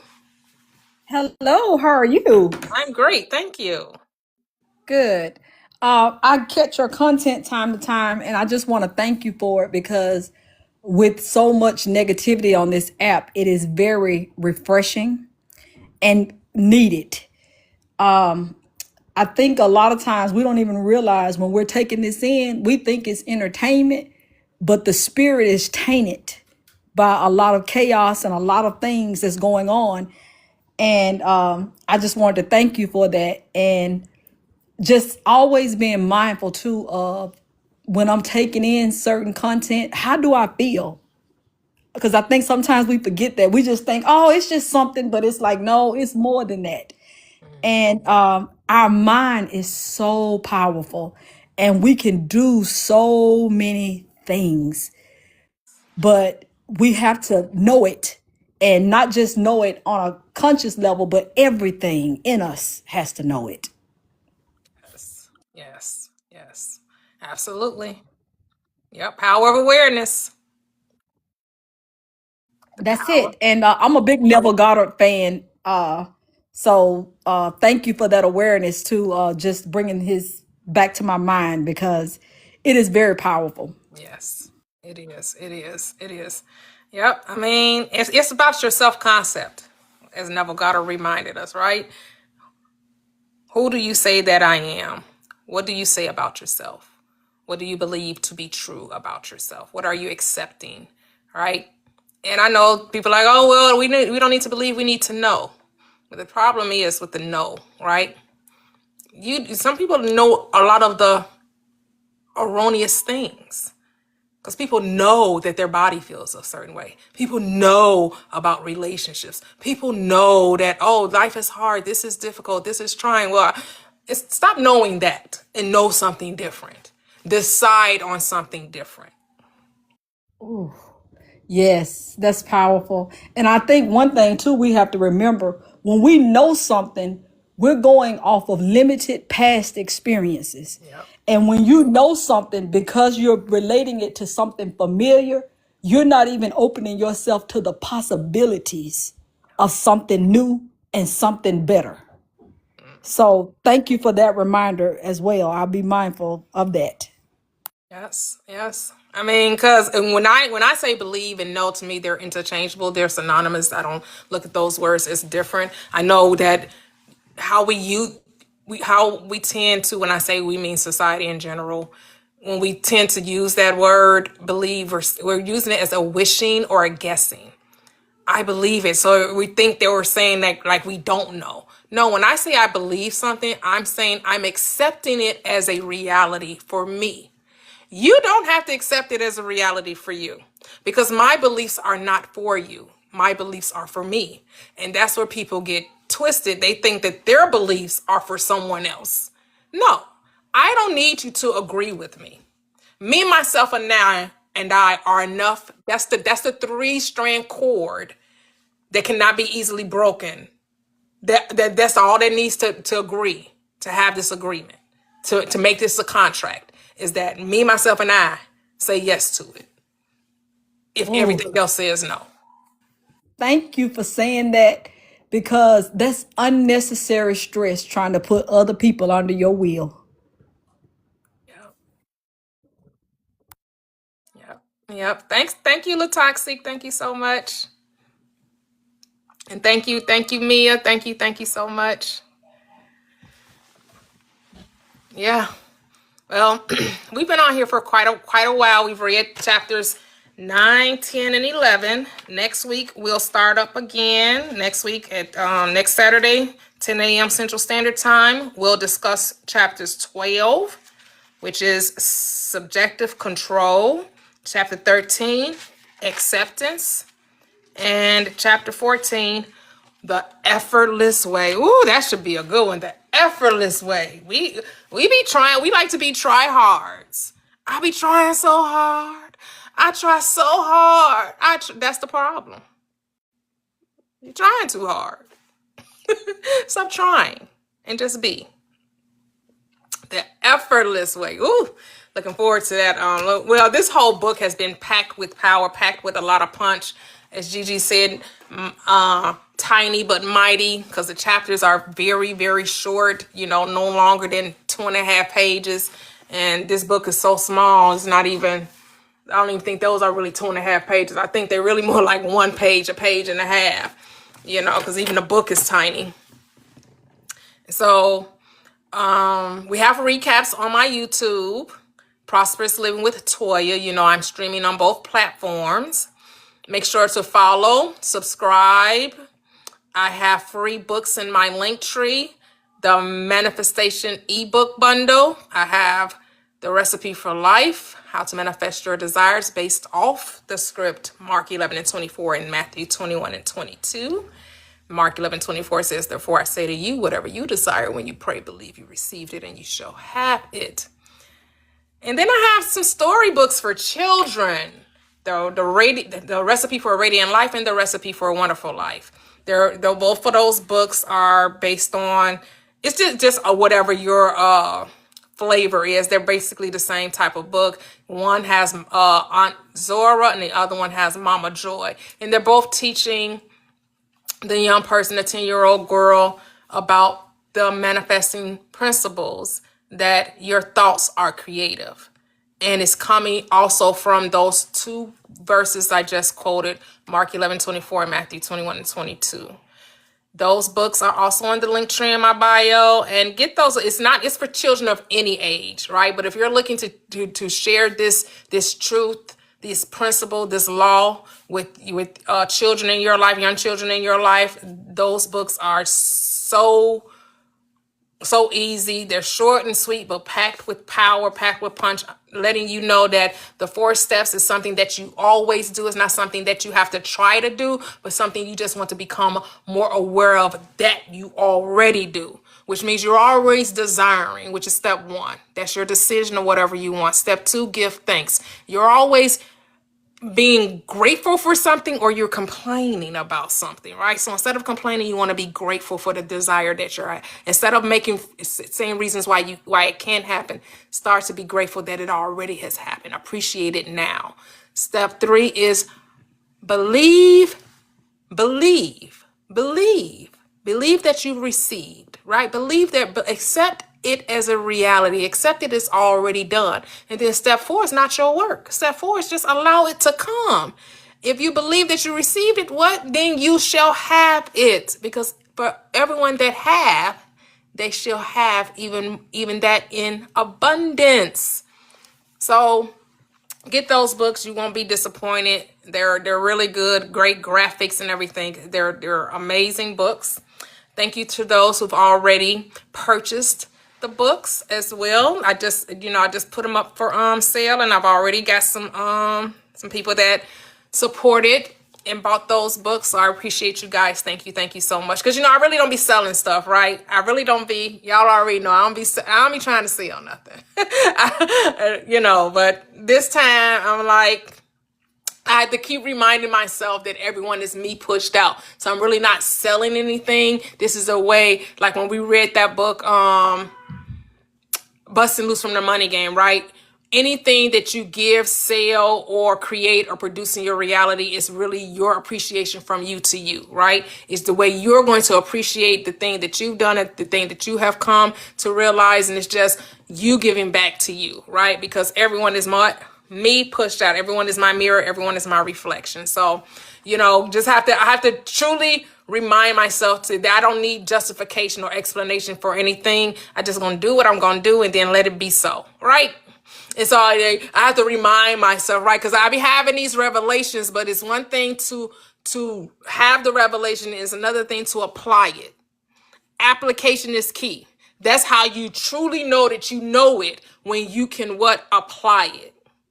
That you do not just be a hearer of the word, but a doer also. And so I'm reminding myself to get on my own way and to appreciate myself and allow the things that come to my mind to do. I don't try to have to analyze it or figure it out. Just go with the flow. Let it go, let it go, let it flow. Yeah, so Kevin, Cheryl, did you all have any final comments before I go on my merry way until Wednesday? No, it was an excellent setting.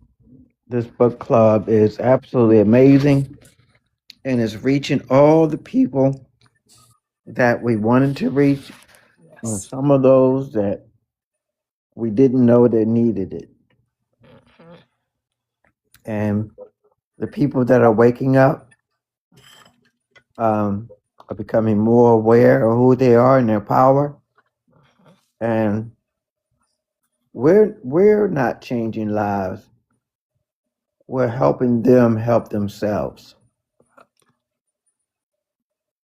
I stole that from Jerry Maguire. Help me help you. Oh, help me help you. Right.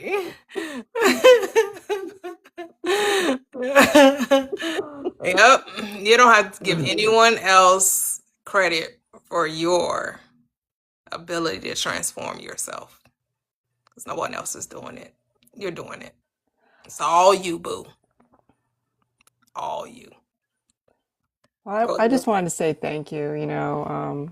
I just appreciate everyone's shares. I get a lot of, it helps to see other people's perspectives. I think it really helps round out your understanding. And this was great. And I'm just really grateful. So thank you. Thank you. Yes, I'm really grateful too. It's a beautiful, beautiful community, as Kevin says. As many people have stated and stated over and over again, that we can come here and share, elevate our perspective, elevate our mind, peel back the onion, you know, come to the realization that we are the creator. And, you know, when we say creator, which means we are the cause for it all, that it's as simple as just saying that it's so. That's what makes it so. And then allowing it to be so. Reminding ourselves when we start to try to figure out how to do it, to stop. The moment we start trying to say, well, if I do that, that'll make it happen.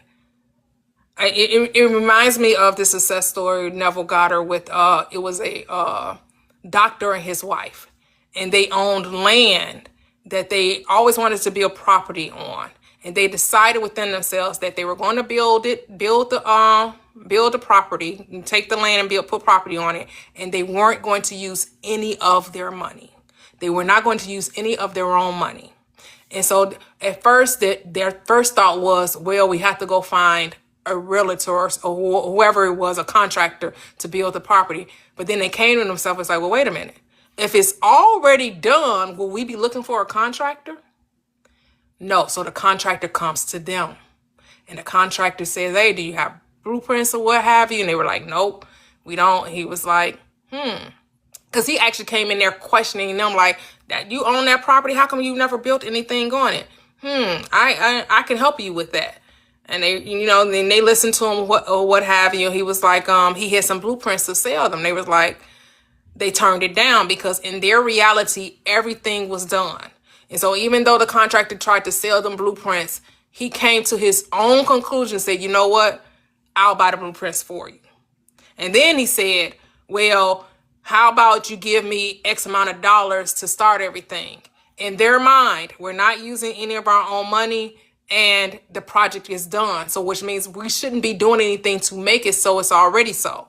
So when he came and said X amount of dollars and they said, oh, no, we're not going to go that way. He came back and said, you know what? I'm going to put up the money and you just pay me back from when you rent out the apartments, and that's how you'll pay me back. And the way that they convinced themselves that they already had the apartment building was that they took a friend of theirs that they felt was a little snooty or like sophisticated or what, you know, kind of was like looked down on people, they imagined her coming saying, oh, this is really, really nice. I forgot what word she used, but something like complimenting them on the building. And so when he tried to come back and say, you know, this is how you should pay for it, they were like, nope. And so he put up the money. So they end up getting everything fully did. The apartment did. They had one last, I think they're trying to get the apartments rented out or sold, right? So they have to do whatever they did to imagine that it's sold.